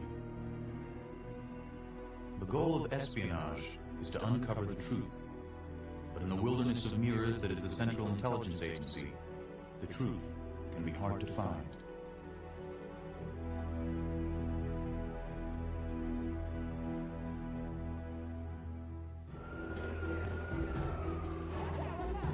Blowback is on our face. We have more drugs today than we did Massacre at the Rome Airport. The unintended consequences are things I missed. Again, Have terror. blowback or a The boomerang. unintended consequences are enormous. The CIA's secret warriors helped America win the Cold War, but their victories had a price which no one expected to pay. The unintended consequences from secret operations have come home to haunt the agency. They didn't give a shit about the unintended consequences. The President of the United States told them to get rid of that government. For almost a half-century, the Central Intelligence Agency was the invisible hand of American power. It overthrew governments, created secret armies, consorted with drug lords, and hired assassins. My philosophy, get the weapons into the hands of the shooters and really let God sort it out. If you want to terrorize the world, you need the CIA. I said, I want you to tell Abu Abbas that I'm coming after him. And when I get to him, I'm going to kill him. The fallout from 50 years of covert operations has damaged the reputation and credibility of the United States and steadily eroded America's faith in the CIA. How are we supposed to trust the CIA officials to investigate themselves? There is a word in the agency for fallout from a secret mission: blowback.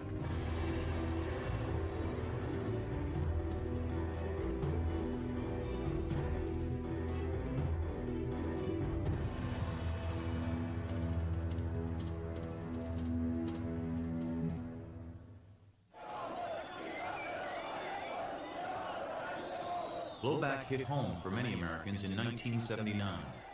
53 hostages were seized in the U.S. Embassy in Tehran by supporters of the anti-American Ayatollah Khomeini. The CIA, under President Carter and his director Stansfield Turner, was caught by surprise by the hostage crisis. The hostage crisis in Iran was a turning point in our attitude towards terrorism. It was because it may have been one of the first times we realized as a country that a superpower could be so vulnerable. For 444 days, America was held hostage with the captives. 3 of the prisoners were CIA officers. The agency had once managed Iran's mobs. Now, the CIA was at the mob's mercy. In 1953, a handful of CIA officers carried out the agency's first successful coup. They hired Iranian gangs to block Premier Mossadegh's plan to take over Western oil companies. There are a lot of Iranians who now say that it was a great mistake to get rid of Mossadegh and put the Shah back on there, because if Mossadegh had stopped, you never would have had Khomeini. Well, I don't know whether you would have or not. But the pressure in those days was to get rid of that son of a bitch who had nationalized the Anglo-Iranian oil company. Selfish, greedy, if you like, overweening powers that were exerted on little people. All of these things, maybe they stink to high heaven. The CIA restored the pro-American Shah to his peacock throne. And for the next 25 years, it helped to keep him there. With the CIA's aid, the Shah built a repressive secret police force, Savak, which tortured and murdered thousands of Iranians. Rage against America for the CIA actions simmered in the streets of Tehran. In 1979, the Ayatollah Khomeini led an Islamic revolution which overthrew the Shah. His supporters stated the takeover of the U.S. Embassy was payback time.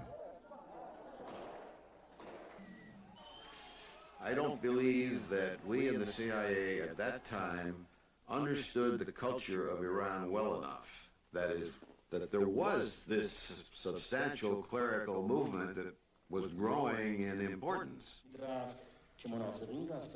Khomeini sparked the jihad, a holy war against the great Satan, America.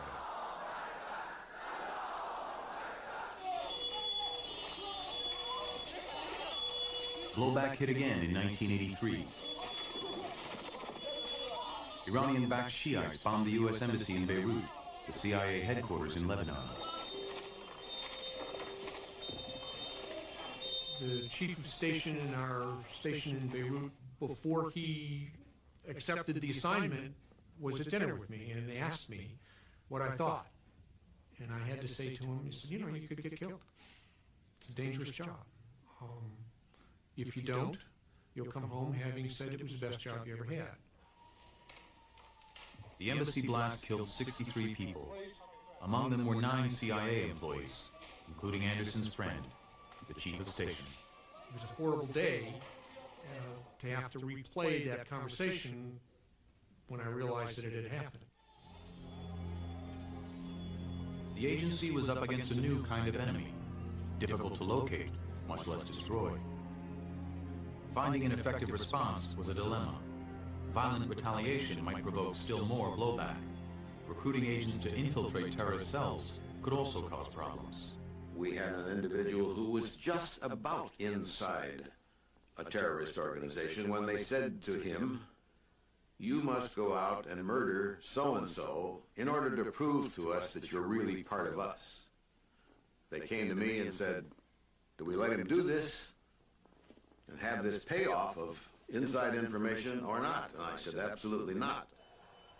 The CIA's options were limited.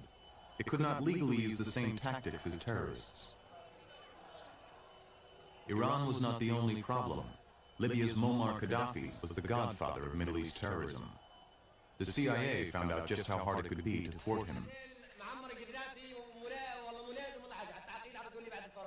We did, at one point, manage to get a microphone, a listening device, into a safe site in which a group of terrorists, paid for by the Libyans, were planning terrorist operations against international civil aviation.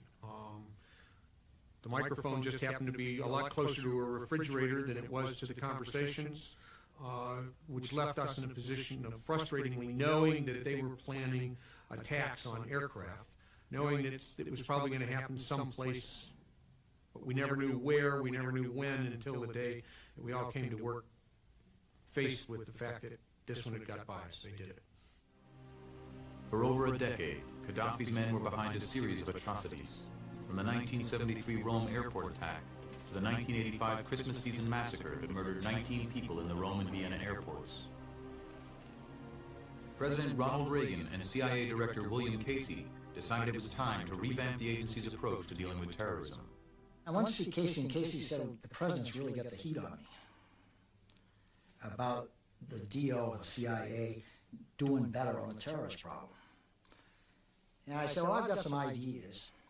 And he said, well, look, take a couple months off, the usual one, take a couple months off, and put together a plan. Casey and Claridge shook up the CIA bureaucracy by creating a counterterrorism center. The new plan was a bureaucratic reshuffle and a more aggressive stance. Casey had in various policy councils argued for a very proactive anti-terrorist program, including the snatching or kidnapping of terrorists. Counterterrorism, you're either on the offensive, which is the only way to go, because you'll never build your walls high enough or put enough barbed wire up or electronics devices to ever protect yourself from these people. You gotta go get them. In 1986, based on information provided by U.S. intelligence, American warplanes bombed Tripoli and hit Gaddafi's residence in retaliation for a terrorist attack on a German discotheque. Pilots of the air and naval forces of the United States spoke to the outlaw Libyan regime in the only language that Colonel Gaddafi seems to understand. Libya claimed that 37 civilians were killed, including Gaddafi's stepdaughter. But Gaddafi survived.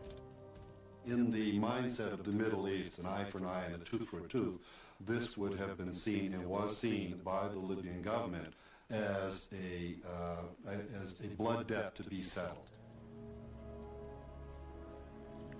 The blowback came 2 years later. In December of 1988, Pan Am Flight 103 exploded over Lockerbie, Scotland. Gaddafi's revenge killed 270 people.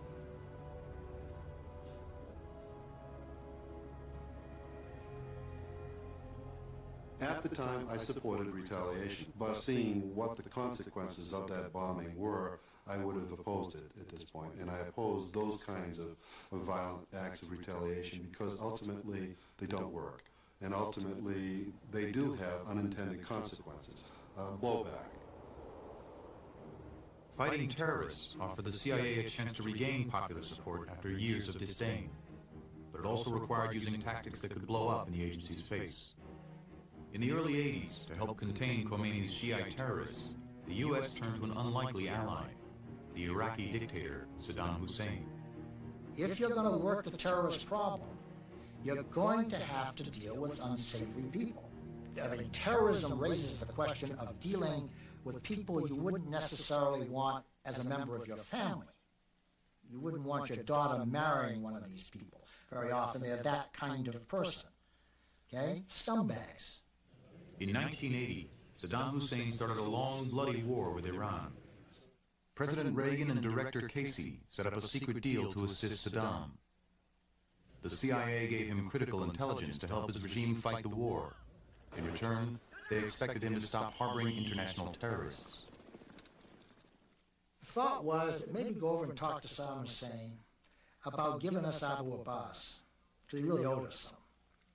So I went over there, and we were met by the fellow by the name of Fadl Barak, pistol at his side, and I began to explain what I want. Well, I mean to say, he was speechless. His eyes rolled around his head, and he didn't know what to say. And, I was out of my mind. Clearly, I was a lunatic.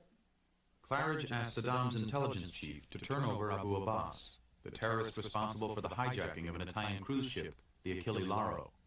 His men had taken a wheelchair-bound Jewish-American passenger, Leon Klinghoffer, and thrown him into the Mediterranean. Yeah, I didn't give this thing much chance anyways, okay? So I said, hey, Fadl, tell you something. I want you to tell Abu Abbas that I'm coming after him, and when I get to him, I'm going to kill him. For the first time in the whole day, Fadl smiled, because I'd finally said something he could compute. Saddam Hussein never gave the United States Abu Abbas, but the Iraqi leader overestimated U.S. tolerance, and in 1990 invaded Kuwait. Saddam lost the Gulf War, but his regime survived.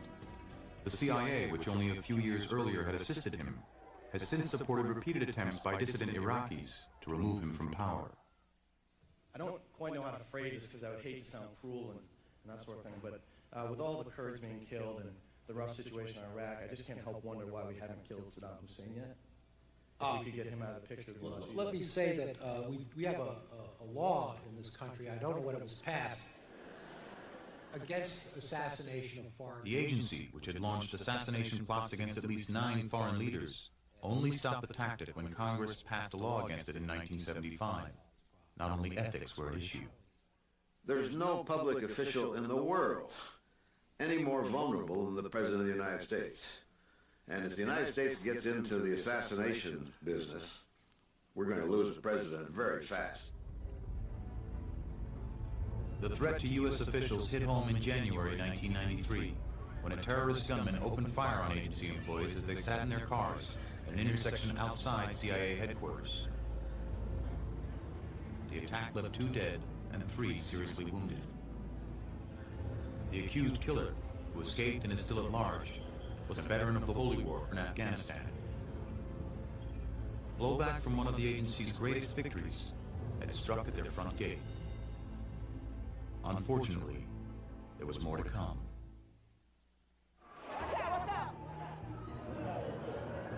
The bombing of New York's World Trade Center in 1993 stunned the nation. Foreign terrorism had come ashore. America was no longer immune. The plotters came from a group of Islamic fundamentalists. The mastermind was a veteran of the CIA-supported Mujahideen, the holy warriors of Afghanistan. The entire American public was all in favor of supporting the Afghanis against the Russians. Now, the unintended consequences is that country's an absolute mess. It's torn apart. All these weapons are sitting around there shooting at each other, and they were all provided by the United States government. Afghanistan had been the final battleground of the Cold War. The CIA helped the Mujahideen rebels defeat the Soviet Red Army. To help the Afghanis, the CIA had set up training camps in neighboring Pakistan. CIA officers taught young Muslim men everything from making bombs to shooting down helicopters. They were carrying out a secret directive from President Reagan. The lethal finding said provide assistance, lethal and otherwise, to the people of Afghanistan to resist the Soviet invasion. It didn't say anything about, at the end of this, make sure nice guys are in charge. Though orders to support the Afghanis had come directly from President Reagan, it was the CIA's job to decide which of the many rebel factions should get the most money and weapons.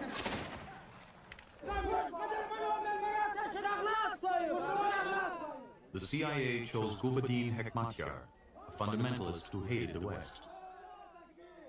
His followers had first attracted attention when they threw acid in the face of Muslim women who failed to wear the Orthodox veil. If you're going to take me in the middle of a jihad, a holy war, with 200,000 part-time soldiers of God, and instruct me to come up with some sort of a litmus test to find out who's a nice guy, I mean, it can't be done. Hekmatyar's army had been accused of killing as many rival Afghanis as Soviet soldiers.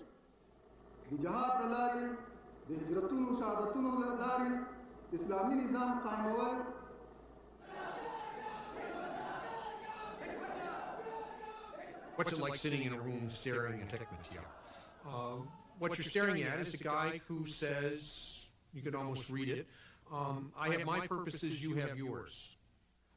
The military mastermind of the Mujahideen victory was Ahmad Shah Massoud. But the CIA and their Pakistani allies gave him less support because they considered him too independent. دعوای که از CIA زیاد شنیده بودیم عجیب معلوم میشه. و این فکر میکردیم که CIA در همه جای شاید حضور داشته باشه و از همه مسائل شاید واقف باشه. Despite repeated warnings, the CIA made alliances with the most radical anti-Western forces. My philosophy, and one that I think prevailed, get the weapons into the hands of the shooters and really let God sort it out. The differences among the Afghanis were ignored because fighting the Soviets was all that mattered. It was a holy war for both the Mujahideen and the CIA. The only common ground was Islam, and the more fundamentalist, the more committed, the more willing they were to go into Afghanistan and shoot Russians. That's the goal. The CIA didn't fully appreciate how its holy warriors were being indoctrinated by the religious leaders. Fundamentalist clerics were not just exhorting their followers to fight against the Soviets, they were also preparing them for the next holy war, against the United States. The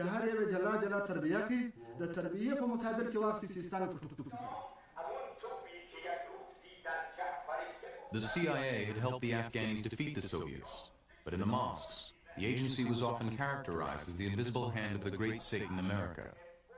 In the Afghan dictionary, you're going to find gratitude after gimme and gotcha. But more important, we both have a strategic goal. We both want to defeat the Red Army. It's being done with our gold and their blood.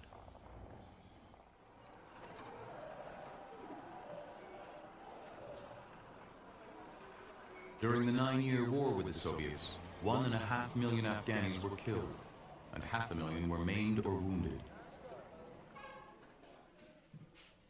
The war's legacy of destruction has poisoned the feelings of many Afghanis about their former U.S. allies. For many of these orphans, war is the only life they have ever known. Their fathers were trained to fight and they killed, to destroy. Their kids are left alone. I mean, they're with no education, with nothing. No one is paying attention to them. So again, it's up to the West, whatever they want them to become. If they wanted them to become terrorists, so they should let them alone and they would become a terrorist. If they wanted drug dealers, they would become drug dealers. I mean, fundamentalists, they would become fundamentalists if they are left alone.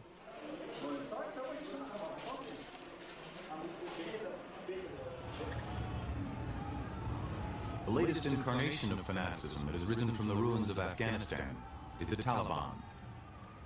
In 1996, this faction took over much of the country, including the capital of Kabul. Under their strict Islamic rules, women were thrown out of work and schools, and all TVs, films, and radios were destroyed to get rid of Western influences. There is another seed which has flourished in the wake of war. Afghanistan has become a principal source of opium for the world. Some of the Mujahideen commanders, who were supported by the CIA, still control many of the area's huge poppy fields.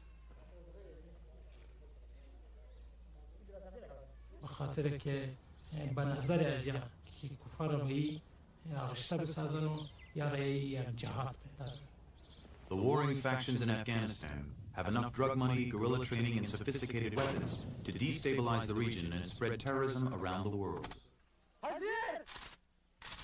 Included in their arsenals are the remaining Stinger missiles supplied by the CIA. For those in the agency who managed the Afghan campaign, the victory over the Soviets far outweighed any blowback that has followed. There isn't an inclination in America to say, hey, that was pretty good. There is an inclination to say, well, you know, you guys didn't consider the unintended consequences that giving weapons to radical, wacko fundamentalists will cause trouble later. Well, this is the same kind of thinking that would have prevented us from providing any assistance to the Soviet Union to fight the Third Reich. The Soviets withdrew from Afghanistan in 1989, but some of the Islamic volunteers who were trained in the camps by the CIA continued their fight around the world. In 1995, veterans of the Afghan Holy War bombed an American-run military training center in Saudi Arabia.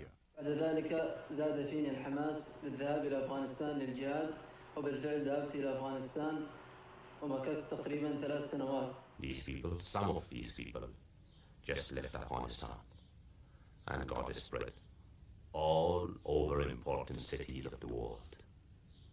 An explosion here, an explosion there, an act of terrorism here, an act of terrorism there, and then what was in the media, or whose name was in the media very much?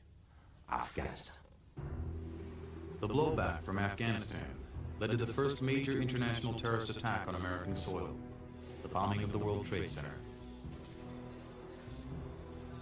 The terrorist's spiritual leader was Sheikh Abdel Rahman.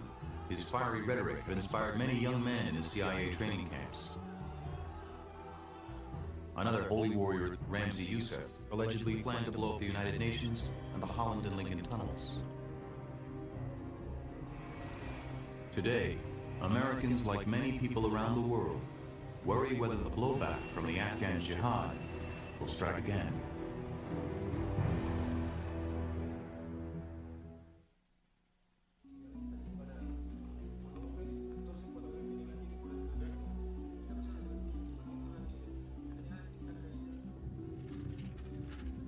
For more than 40 years, the CIA helped the Guatemalan military fight a savage war against its own people.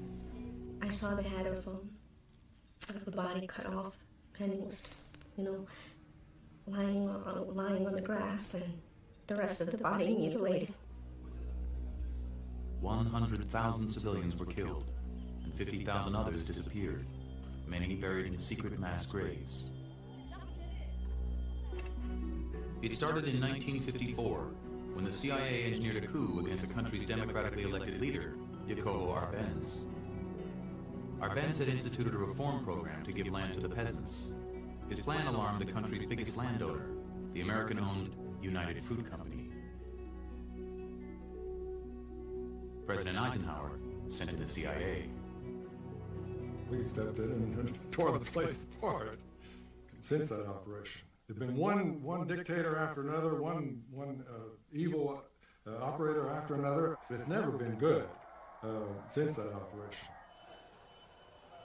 This is the first time in the history of the world that the communist government has been overthrown by the people.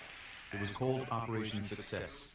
A foreign government was secretly overthrown to further the interests of the United States. Guatemala is going to enter a new era in which... But the outcome set the stage for decades of unintended consequences. The generals labeled any opposition as communist subversion.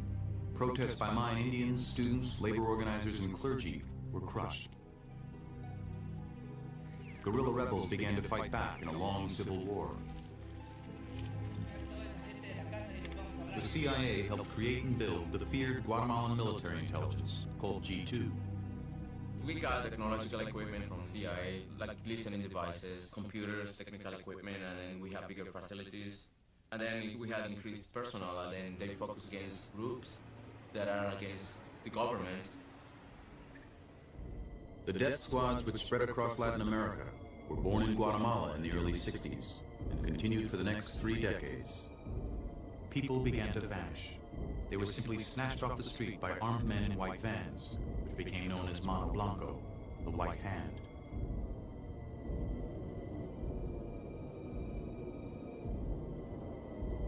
The victims, who were never seen again, were called the Disappeared. That squad is an internal policy of Guatemala. But they are financed. I mean, the weapons and all the training comes from the CIA. And I think they have knowledge that they have to use those kind of policies in Guatemala in order to keep control of the territory. G2 set up a network of torture centers and clandestine body dumps throughout Guatemala. I saw techniques of torture. One is a hood that they put a plastic bag in your head, and they put you facing to the floor.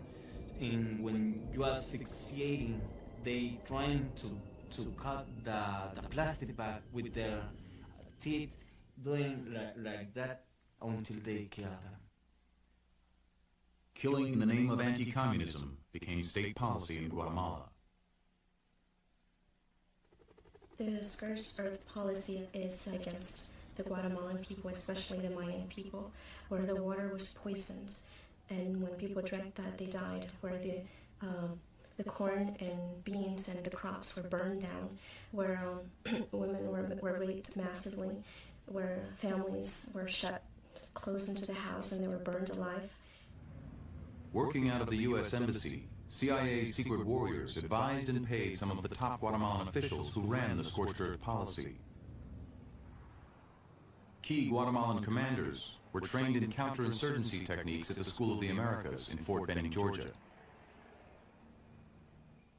The school was set up to professionalize Latin American military leaders, but some officers were trained with manuals that condoned torture and execution. The school was where the CIA recruited assets from the security forces of Latin America. In the 1960s, Philip Agee's work with some of these security services turned him against the agency. He quit the CIA to become one of its most controversial critics. What the CIA has done is be in intimate contact with and giving money and training and support of all kinds to the security services in Latin America.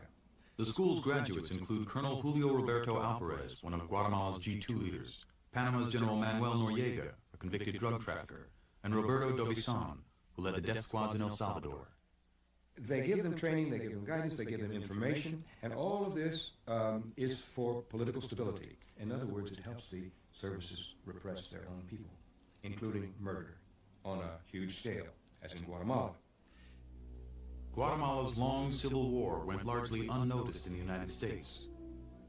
This is the man whom my torturers referred to as their boss. In 1989, Sister Diana Ortiz, an American nun serving in Guatemala, was kidnapped, repeatedly raped, burned with cigarettes, and lowered into a pit of corpses and rats. As my torturers were beginning to rape me again, I became aware of the presence of someone else in the room. I have been asked by the committee to come here and bear witness to facts surrounding the death of my husband. The next year, 1990, an American named Michael Devine disappeared from the inn he ran with his wife in the northern Guatemalan rainforest. The next day, his body was found near the inn with his head nearly severed. Colonel Julio Roberto Alvarez was implicated in the murder. He had graduated from the School of the Americas and was still on the CIA's payroll. Colonel Alvarez was also suspected in the capture, torture, and execution of Guatemalan guerrilla leader Efraín Bamaca Velázquez. Bamaca's wife was an American lawyer and human rights activist, Jennifer Harbury.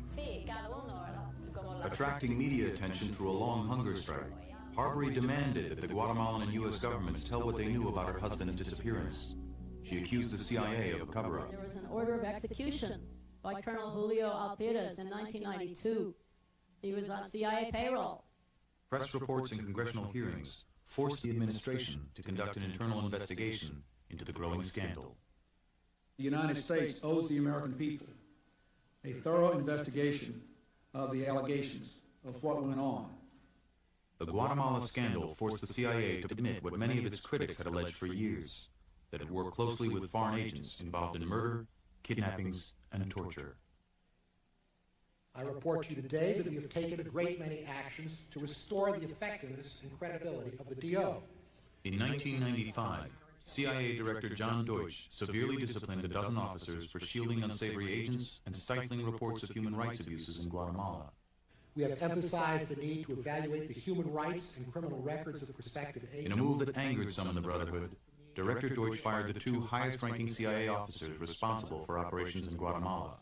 I am a little at a loss to understand why it is that we have to take this question of our interpretation of human rights overseas to be sure that some agent that we can use in some connection who has been a murderer or has done something in drugs or what have you, that we shouldn't use him because that means that we'd be violating the better nature of the U.S. public. If you undermine the basic values of our country in the name of defending them, what have you got left?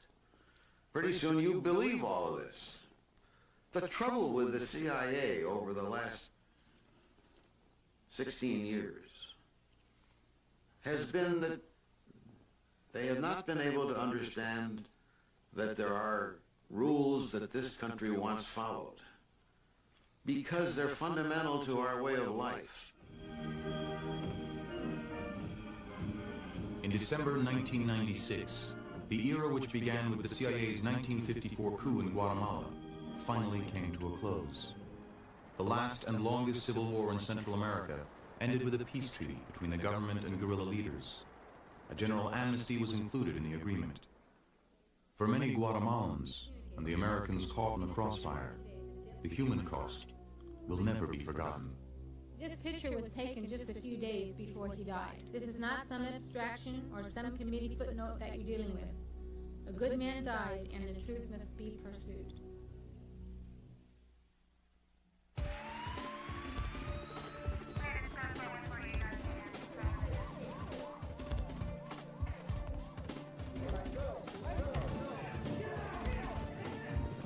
America's war on drugs has turned into a national nightmare. The CIA has recently been enlisted to fight the global drug trade. At the same time, however, critics have charged that the agency contributed to the present drug crisis. The United States government turned their head and let this cocaine come into the United States of America. We are sick and tired of your excuses. Accusations that the CIA started the crack epidemic were set off by a San Jose Mercury News report that appeared in the summer of 1996.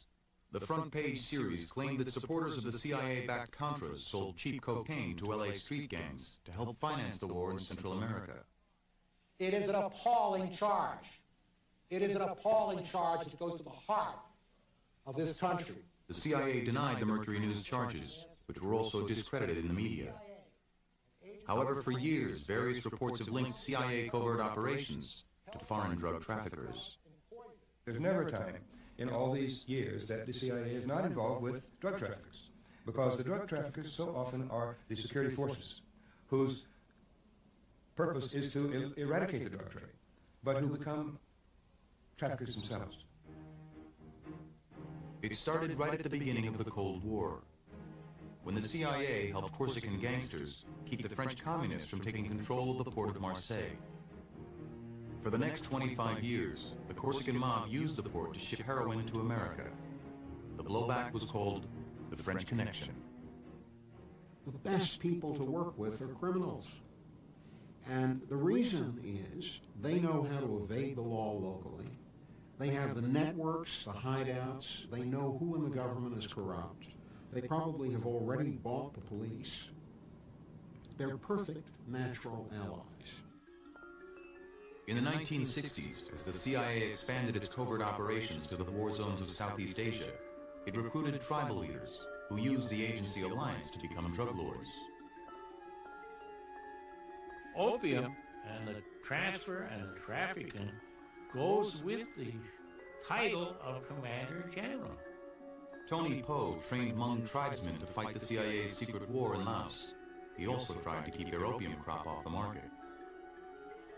We tried to work a deal several times to buy the product and to isolate it at the source of purchase or destroy it.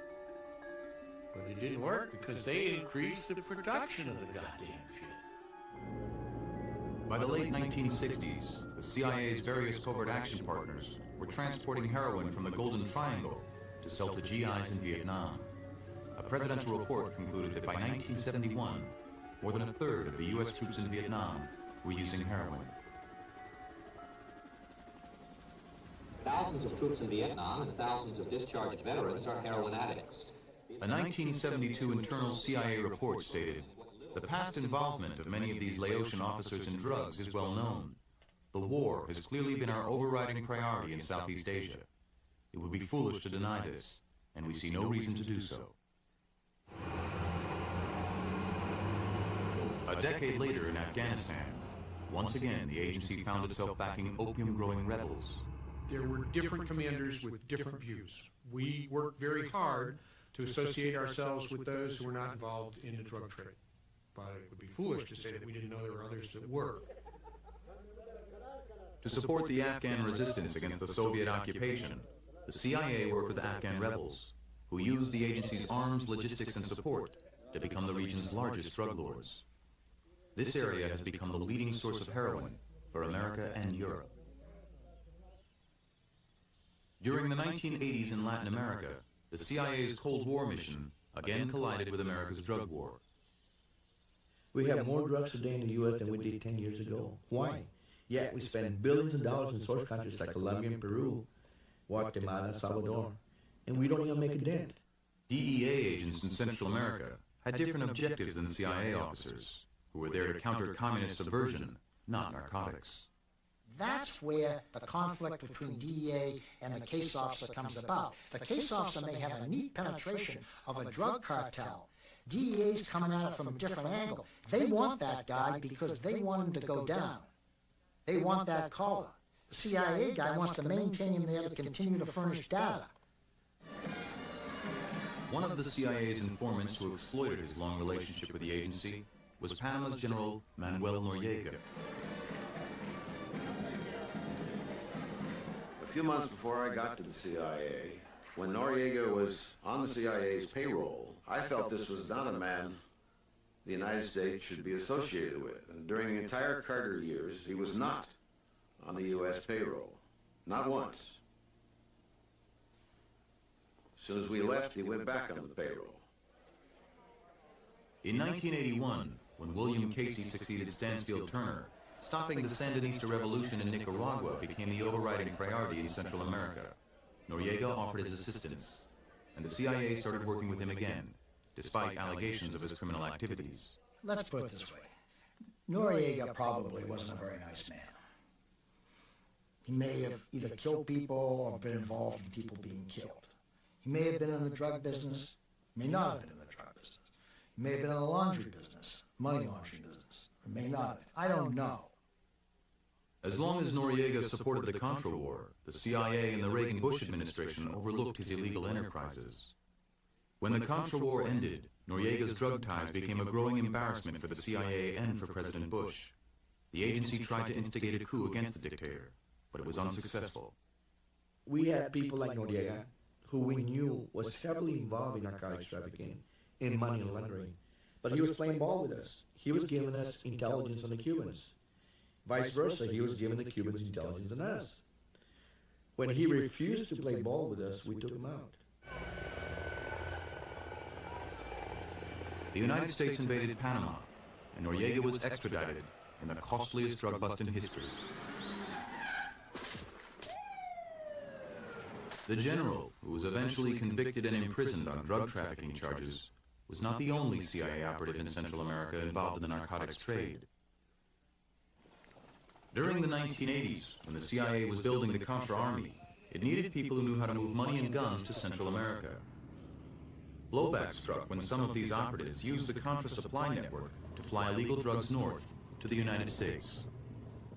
We had gathered intelligence that the Contras were heavily involved in narcotics trafficking. Hangars 4 and 5 at Ilopango Airport in Salvador were owned and operated by the CIA. Our surveillance and our informants revealed that they were heavily involved in narcotics trafficking. And the informant was the guy who did the flight plans for all the Contra pilots, and it turned out that some of those pilots were documented in DEA files as narcotics traffickers. In 1986, Senator John Kerry began investigating allegations of links between the CIA-backed Contras and drug traffickers. Are you aware of whether or not narcotics proceeds at some time may or may not have supported Contra efforts? Yes, sir. Narcotics proceeds were used to shore up the Contra effort. Did you personally play a role in some of the transfer of that money? Yes, I did. In the course of the Contra War, the United States, as a matter of policy, abandoned drug law enforcement, looked the other way at the kinds of conditions we were creating that enhanced the ability of traffickers to move dope into the United States, and in effect allowed a drug trade to flourish, all to support the Contra movement and to support the war. Was any of the money traceable to drugs or to drug-related transactions? The money that we, you're talking about the money that we provided? That's right. No, sir. And why was that? Because we're experts at what we do. We permitted narcotics. I mean, we were complicitous as a country in narcotics traffic at the same time as we're spending countless dollars in this country to try to get rid of this problem. As law enforcement officials risk their lives, how can you ask a DEA agent to go out there, risk their life, when there's a whole other policy out here that is willing to overlook narcotics? It's mind-boggling. The findings of the Kerry subcommittee did not receive much public attention. However, almost a decade later, the same questions are being asked. This lady here. Thank you so much for Mr. CIA official for being here, but I would just like to ask you, how are we supposed to trust the CIA official to investigate themselves? I mean, we are having a problem with that. I did not expect to come here and find everybody applauding the remarks that I made. But I want you to know, I've come here and told you, unlike the other cases that you've mentioned, where there was nobody who came here and told you, there was no director of Central Intelligence who came out and told you there's going to be an investigation. That's something. The fact that there has been such outrage in Los Angeles, in the black community across the country, in other communities across the country, is a very telling blow to the CIA. What it says is the CIA has no residual support and goodwill in this country. That's fine, sir. In the fall of 1996, CIA Director John Deutsch visited a town hall meeting in South Central Los Angeles to answer the community's questions about the CIA crack stories. With a better appreciation of what's on your mind, and I go away with a conviction that we're going to do more to stop drugs from coming into the United States. Thank you very much. When people will shout the director down in Los Angeles, it doesn't have a good reputation. They cannot sustain the CIA without public support. No governmental institution will survive in this country without the support of the citizens, not of the Congress, not of the President, of the citizens. The CIA and the Congressional Black Caucus have each promised a complete investigation into the recent drug allegations. While Americans await the outcome of these inquiries, many still suspect that the public war on drugs has been undermined by the CIA's secret warriors.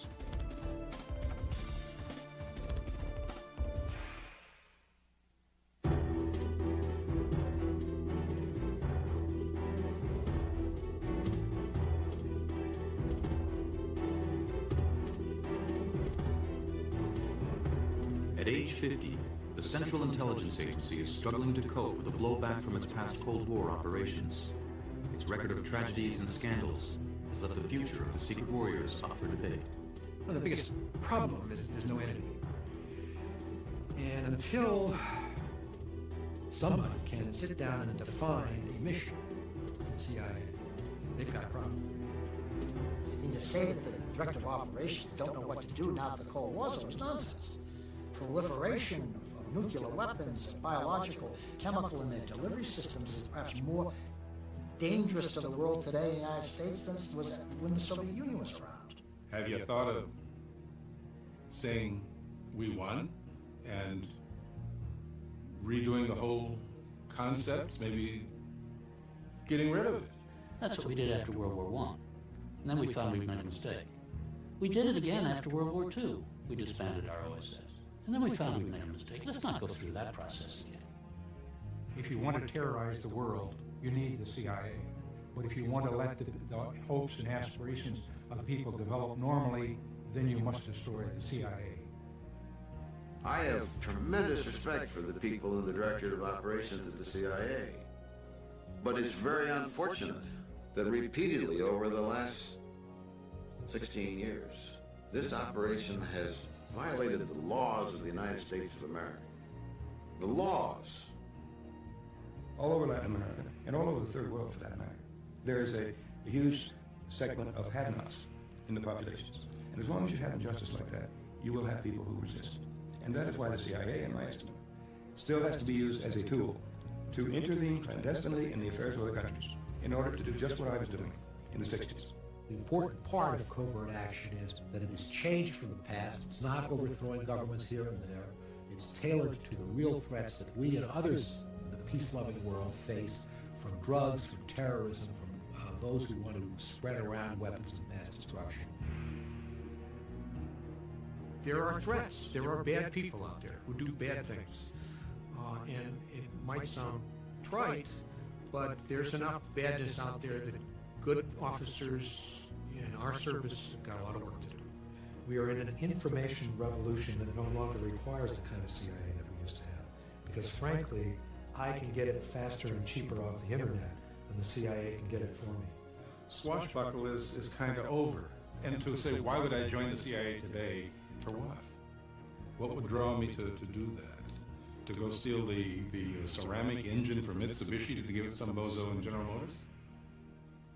I mean, to do what? This organization ought to be smaller, more highly focused, and focused on just the tough targets. And by the tough targets, they mean the almost impossible targets. Now, how are you going to motivate people at this stage in our society, with the Cold War over? I don't know.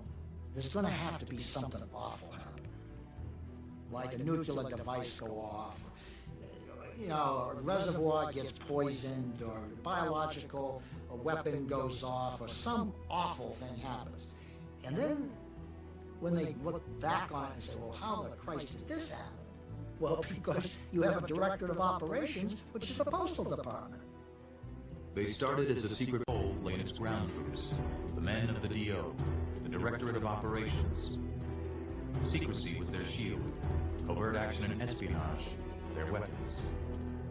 We used to call it the Great Game, but it was an extremely serious game of life and death between two superpowers. You could get killed. It's a dangerous job. If you don't, you'll come home having said it was the best job you ever had. I said, tell Abu Abbas that I'm coming after him. And when I get to him, I'm going to kill him. 1997 marks a half-century for the CIA. America's secret warriors are finally emerging from the shadows to tell the stories of their battles against communism. Today, the agency confronts a new world order, fraught with terrorists, global organized crime, and illegal drugs. It must now pass its most crucial test yet, learning from its past, finding a new role for the future. The two oldest professions in the world are prostitution and espionage. They go back to biblical times. They've always been done in exactly the same way for centuries. Now, does anybody think they're going to be changed in the 21st century just because the American people don't like the idea?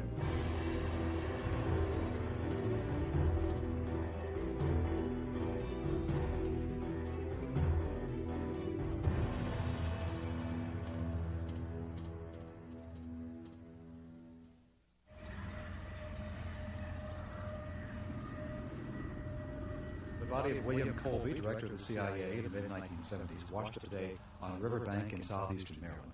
A police spokesman said that Colby had apparently drowned while canoeing more than a week ago.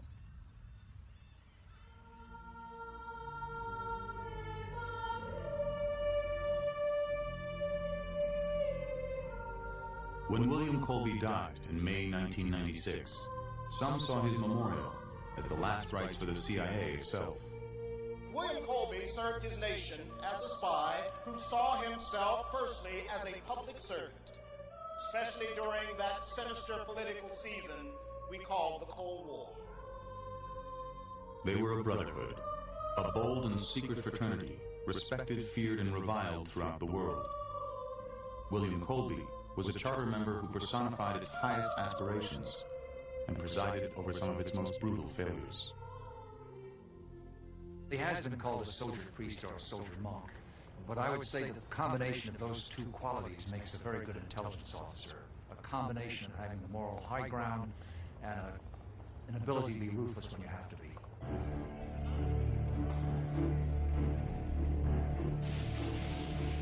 For the secret warriors, the world was the battleground. They were the guardians of the agency's mystique and reputation. A small cadre who fought the covert wars of sabotage, propaganda, and subversion. These were the men at the DO, the Directorate of Operations. The essence and the soul of the CIA is in the Directorate of Operations. You know, that's what's special about CIA. The DO is the CIA. Without the DO, the CIA looks like a Rand Corporation or anything else. The Director of Operations has become really the President's last centurions. They will march for him, whatever party he comes from. The secret warriors marched for 9 presidents during the Cold War. Today, their legacy is tarnished and faded, but in the beginning, they were among America's best and brightest.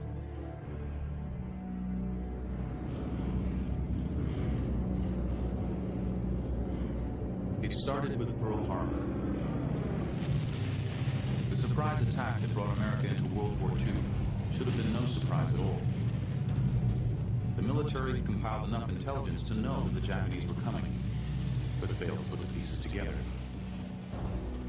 William Wild Bill Donovan, a World War I hero and Wall Street lawyer, was brought in by President Roosevelt to head the Office of Strategic Services, the OSS.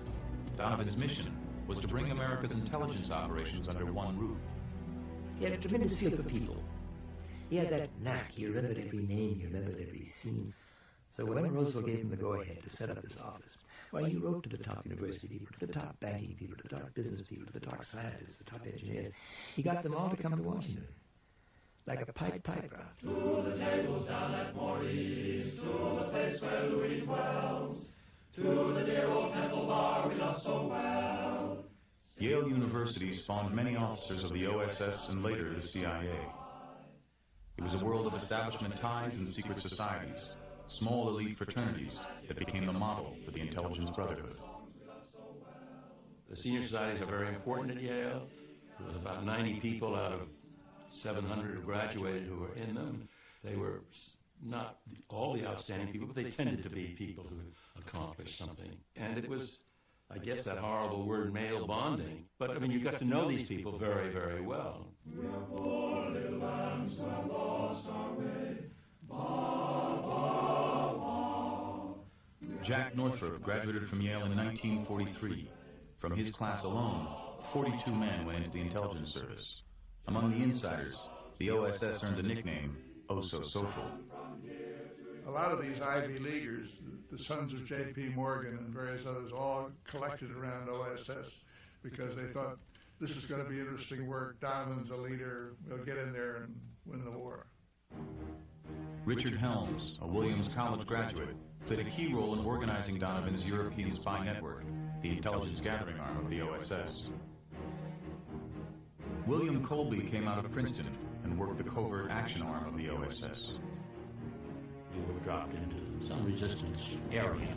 You were supposed to bring in more guns and more explosive and so forth, and report intelligence that you learned, help them organize, train them on some of the new weapons that they'd never seen, that sort of thing. When World War II ended, the United States hoped its victory would usher in a new era of peace. The armed forces were demobilized and the OSS was disbanded. But Stalin's Red Army occupied Eastern Europe, and the Soviet Empire was taking aim at capitalism around the world.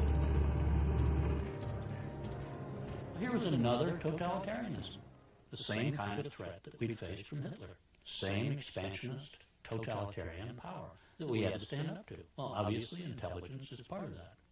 Old enemies became new friends as the free world faced the communist threat. General Reinhard Gehlen had been Hitler's commander of intelligence against the Soviet military. He was recruited by U.S. intelligence to head a team of ex-Nazis who were paid to be America's eyes and ears behind the Iron Curtain.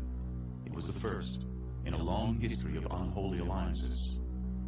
You'd never like to use Nazis, but we needed their information. They had a very good intelligence operation on the Soviet army and on the fort, and they've been working there for a long time.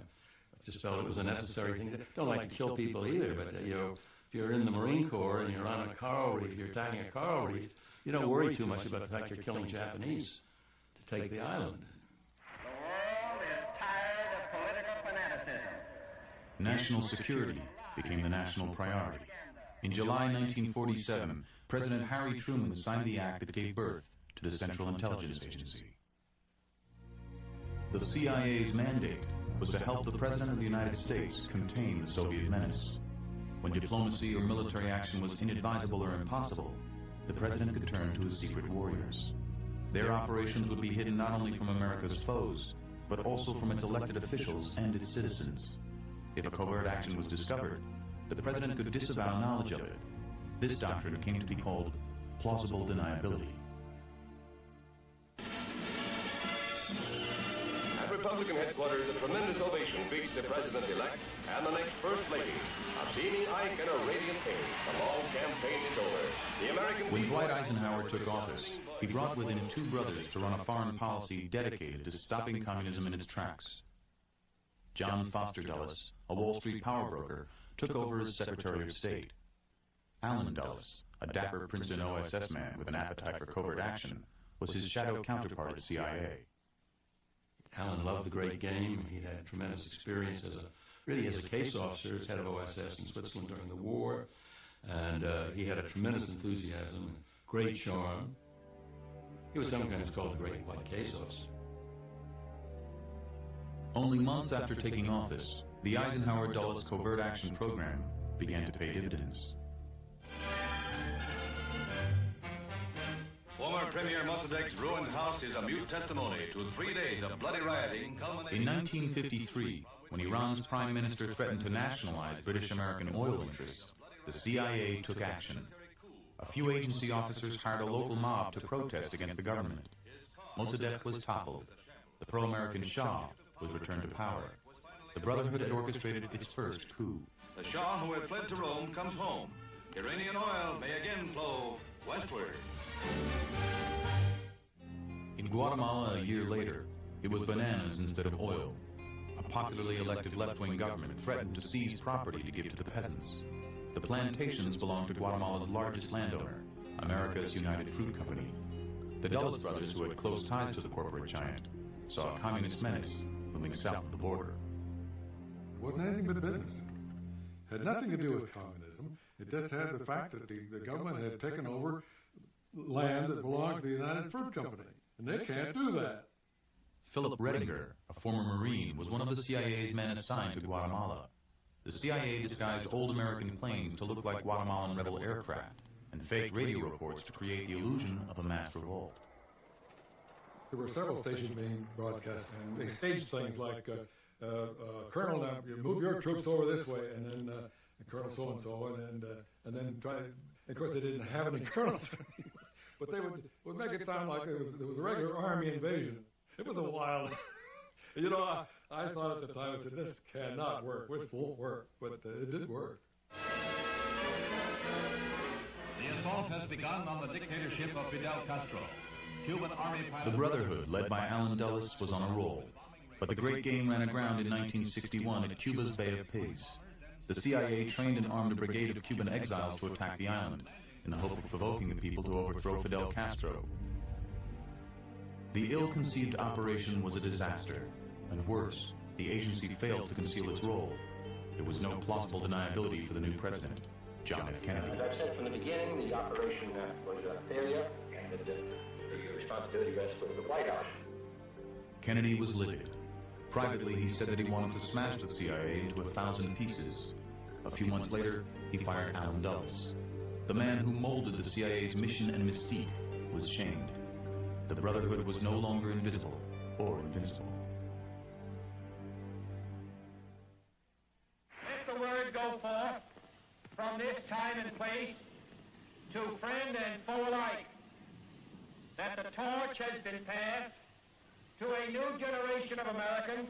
The clarion call of John Kennedy's presidency inspired a new generation of college students. We had an incredibly large amount of faith in the institutions of government at the time. And within every campus, just about, in the United States, were a number of educators, professors, that were in fact spotting for CIA, for Peace Corps, for anybody, the Foreign Service. And we had an America Incorporated that had a common goal of some sort. What I saw my life as is advancing the interests of the American people or government in foreign affairs. And really, it was, you can say, as naive and as simple as that. I can't get over the feeling that I had when I showed up. This was an outfit that had an image that only the best and brightest from the Ivy League schools with tremendous political connections got in the door. And the truth of the matter is I was really grateful to be there. I considered the agency at that time as something like an adult Boy Scouts who were looking then for young, active men to handle their paramilitary operations. America's young commander-in-chief was also James Bond's most famous fan. Though he had been burned badly by the Bay of Pigs, Kennedy was still intrigued by the possibilities of covert action. Kennedy brought forth the romance of counterinsurgency warfare to fight this new type of warfare, this secret warfare. And we, in essence, were the secret warriors caught up in his movement. Security of all Southeast Asia will be endangered if Laos loses its neutral independence.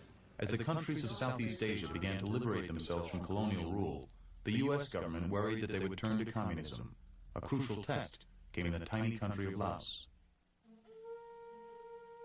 By 1961, communist insurgents were beginning to make headway against the American-backed Laotian government. Kennedy ordered the CIA to keep them at bay. The secret warriors went high into the mountains to recruit and train native Hmong tribesmen. They would be taught to counter the Soviet-backed guerrillas, the Pathet Lao. One of the first men there was Tony Poe, a hard-drinking Marine veteran of Iwo Jima and Korea. He had also taken part in a daring rescue of the Dalai Lama from the Communist Chinese. Some claim he was the model for Colonel Kurtz, the character played by Marlon Brando in Apocalypse Now. By the old Moulmein Pagoda, looking eastward to the sea, there's a Burma girl a-sitting, and I know she thinks of me. For the wind is in the palm trees, and the temple will cry, holy crap. A lot of people who were on their way to Laos wanted to work with Tony. He had that kind of a reputation. I was, I suppose, a little bit in awe of him. He was a little bit larger than life. George, I'm going to give you I was the new kid on the block, and he was a big, strong, aggressive individual and demanded an awful lot of the people working for him. You remember when I first came to you? Yeah. You got off the airplane? And you picked me up and threw me back on the airplane? That's pretty No. Did he do that? No. Yes, he did. George Kenny got out of college, wanted action, and made the grade in the CIA. He heard about Tony Poe and became his protege. Colin Thompson was an idealistic Yale man who also signed on for the secret war in Laos. To me, at that age, it sounded a lot more interesting than walking the streets in Berlin or someplace. So I went up country, got in my little airplane with Air America and flew up and circled around in the mountains of Laos, waiting for the clouds to lift so we could pop down into Longcheng, which at that time was really very primitive. And Tony was living in a tent, really. He used parachutes for his ceiling, and that was very sexy, frankly. We thought that was pretty hot stuff. To supply the war, the CIA set up its own secret air fleet, Air America. Masquerading as a civilian airline, Air America was manned by a collection of ex-GIs and chopper jockeys. For many of Air America's pilots, Laos was a defining experience of their lives. 30 years later, they still gather every year to relive their exploits. I don't know what they saw, but the flying saucer one like that, I don't think the F-84s even saw it. A missionary flying for the Christians in Action, which is the CIA. Yeah, he said, they're going to kill you. I said, hey, man. Nobody kills Tony Poe. Tony Poe remains their hero, a living legend. Hey, if I told you some of the things that I did, you'd say you're a liar. You couldn't do it. I was involved in the most beautiful killing operations of... No, but I could do it. Because I'm a little bit unconventional. So they're always asking Tony, well, how do you know you killed so many people? And Tony would basically say, well, that's my word. You don't trust me? Send me home.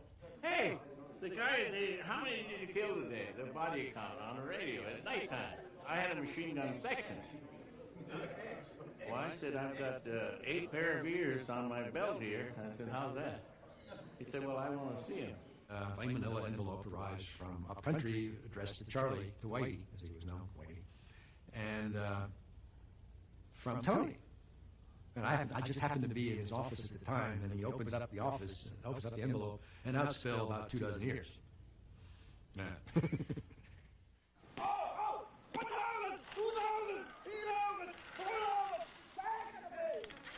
I think even looking back, if I had it all to do over again, I wouldn't have wanted any other job. In fact, those days I jumped right into that. That's probably what's wrong with me now. Bill Lair, a native Texan who still lives in Thailand, was the CIA's key strategist in Laos. It was Lair who trained the Hmong to fight the communist guerrillas. He chose Van Pao, a local leader, to head the CIA's proxy army, which eventually grew to number some 30,000. When they approved to arm the first 300 men, we asked Van Pao to pick a place that was as far away and difficult to reach as possible to give us time to drop the first 300 weapons and to train the people. And I asked him, how long would it take the communists to get up there? Because once we start dropping, they're going to know. And he said about 3 days. So we said, all right, we'll come up with the 3-day training. The communist forces came right on schedule. And the Hmong routed them very easily. There were early signs of success in Laos, but in 1965, the U.S. decided to pursue a more conventional military strategy in Southeast Asia. Kennedy's secret warriors were overshadowed by Lyndon Johnson's B-52s and American GIs. Bill Lair saw where things were heading and decided to leave Laos in 1968. My expertise was in the pure guerrilla warfare, and that sort of thing. This was going in a different direction, and somebody else could do it as well as I could. And it was probably better for me to leave because I wouldn't have felt good doing something I didn't believe in. Many of the CIA officers in Laos were dismayed by the U.S. abandonment of their guerrilla adventure. They left behind 80,000 dead Hmong allies and the scattered remains of an ancient culture. It was very depressing. Had they continued with the paramilitary type program, it certainly would have been at a far less cost in lives and everything else. In other words, we could have lost a lot cheaper. Everybody said we lost the goddamn bullshit. The goddamn politicians lost it. The Brotherhood's secret war in Laos was eclipsed by a much more public war. All eyes turned to a neighboring country, Vietnam.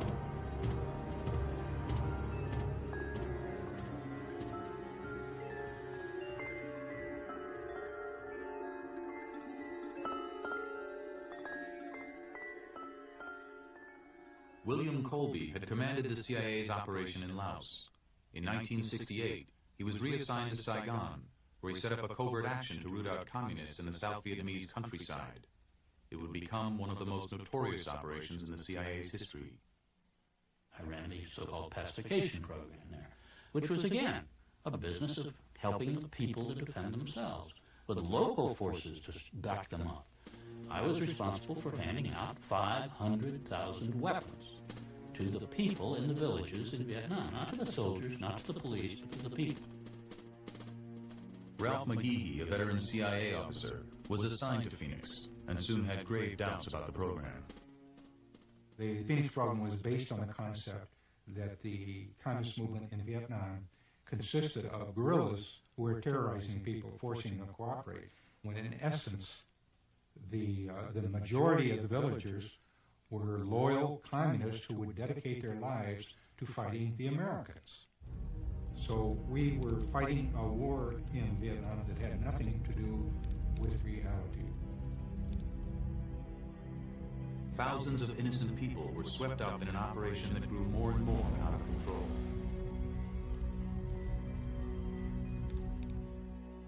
The Phoenix program was a real nightmare. People were being arrested, interrogated, tortured.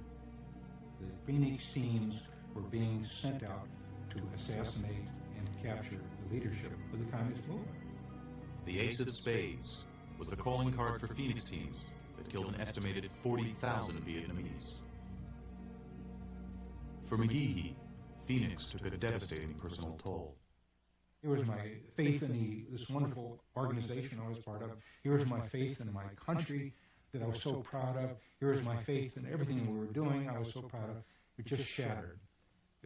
At one point, I was sitting in my villa and I was drinking a martini, and oh my God, I just threw my glass at the wall and it shattered. And I thought about my gun upstairs, that I should consider killing myself. Ralph McGehee eventually left the agency and has been an outspoken critic ever since.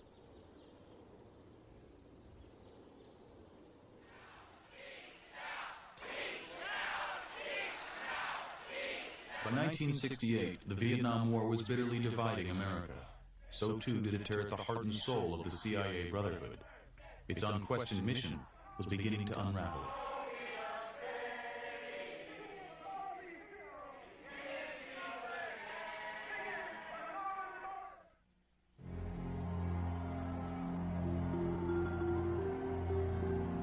In the 1960s and 70s, Latin America was exploding. The CIA's biggest fear, that Fidel Castro would export revolution, was coming true.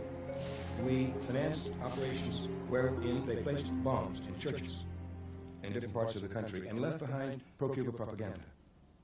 This would then stimulate enormous demonstrations against communism. Philip Agee was among the promising young CIA officers helping military governments stem the revolutionary tide. He was stationed in Uruguay, where his agents infiltrated communist groups to the local police. I was in the police chief's office with my boss at the time, John Horton, and suddenly I hear something strange. It's like a wailing coming through the walls.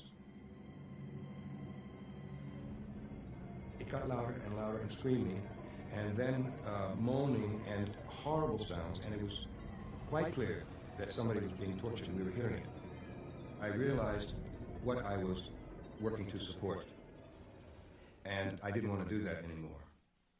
In 1969, Agee did the unthinkable. He quit the CIA and decided to write a diary that exposed secret CIA operations. No one inside the Brotherhood had ever broken his oath of secrecy. It was not enough simply to describe what the CIA does. It was important to neutralize, and I don't mean kill, I mean neutralize the effectiveness of everybody doing it. And that's why I was involved, after my first book came out, in the exposure of hundreds and hundreds of CIA people around the world. He betrayed everybody he knew. Every person that thought he was a friend or a colleague, he betrayed. John Horton was station chief in Uruguay, Agee's boss and one of his confidants. It isn't just a matter of his giving away secrets. He was spoiling the lives and careers of people that knew him and trusted him. Think of betrayal, and I think you can understand how I feel about Agee. Agee, branded a defector and traitor by the Brotherhood, went into exile in Europe. His book was part of an avalanche of revelations hurled down on the agency as the press began to focus on 30 years of proxy wars and dirty tricks.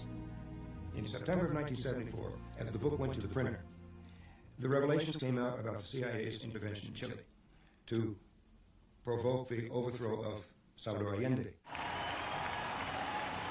President Richard Nixon had ordered the CIA to destabilize Allende's socialist democracy.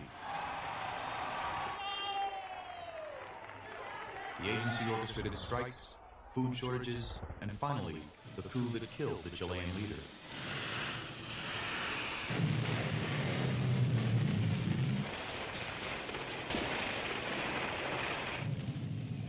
When the story broke in 1974, Congress, fed up with the lies of Vietnam and Watergate, went after the CIA with a vengeance.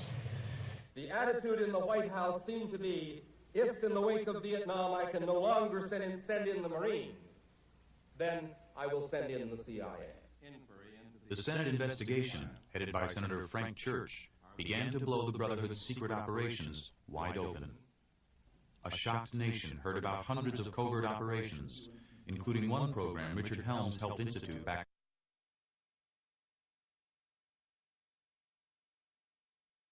You know what day it is today, Cap? Yeah. What? What day of the week? Wait a minute. Don't bug me. The CIA and the Pentagon had feared that the Soviets were conducting mind control experiments with a new substance called LSD. The U.S. military began its own experiments with the drug, using American soldiers as subjects. Can't remember. Come on, man. I don't want this stuff. The CIA tested unwitting Americans in an operation called MK Ultra. It hired a federal narcotics agent, George Hunter White, to run it. White then brought a bureau colleague, Ike Feldman, into the operation. He says, we have some mind-bending drugs. And he says, I'd like you to see what they're all about and let me know so I can tell the people in Washington. The CIA gave White and Feldman immunity to set up brothels to conduct sex and drug experiments. Long before Timothy Leary in the psychedelic 60s, the CIA was running its own acid tests. I would go to various bars, massage parlors. I said, honey, I want you to do a favor for me. I said, I want you to pick up Joe Blow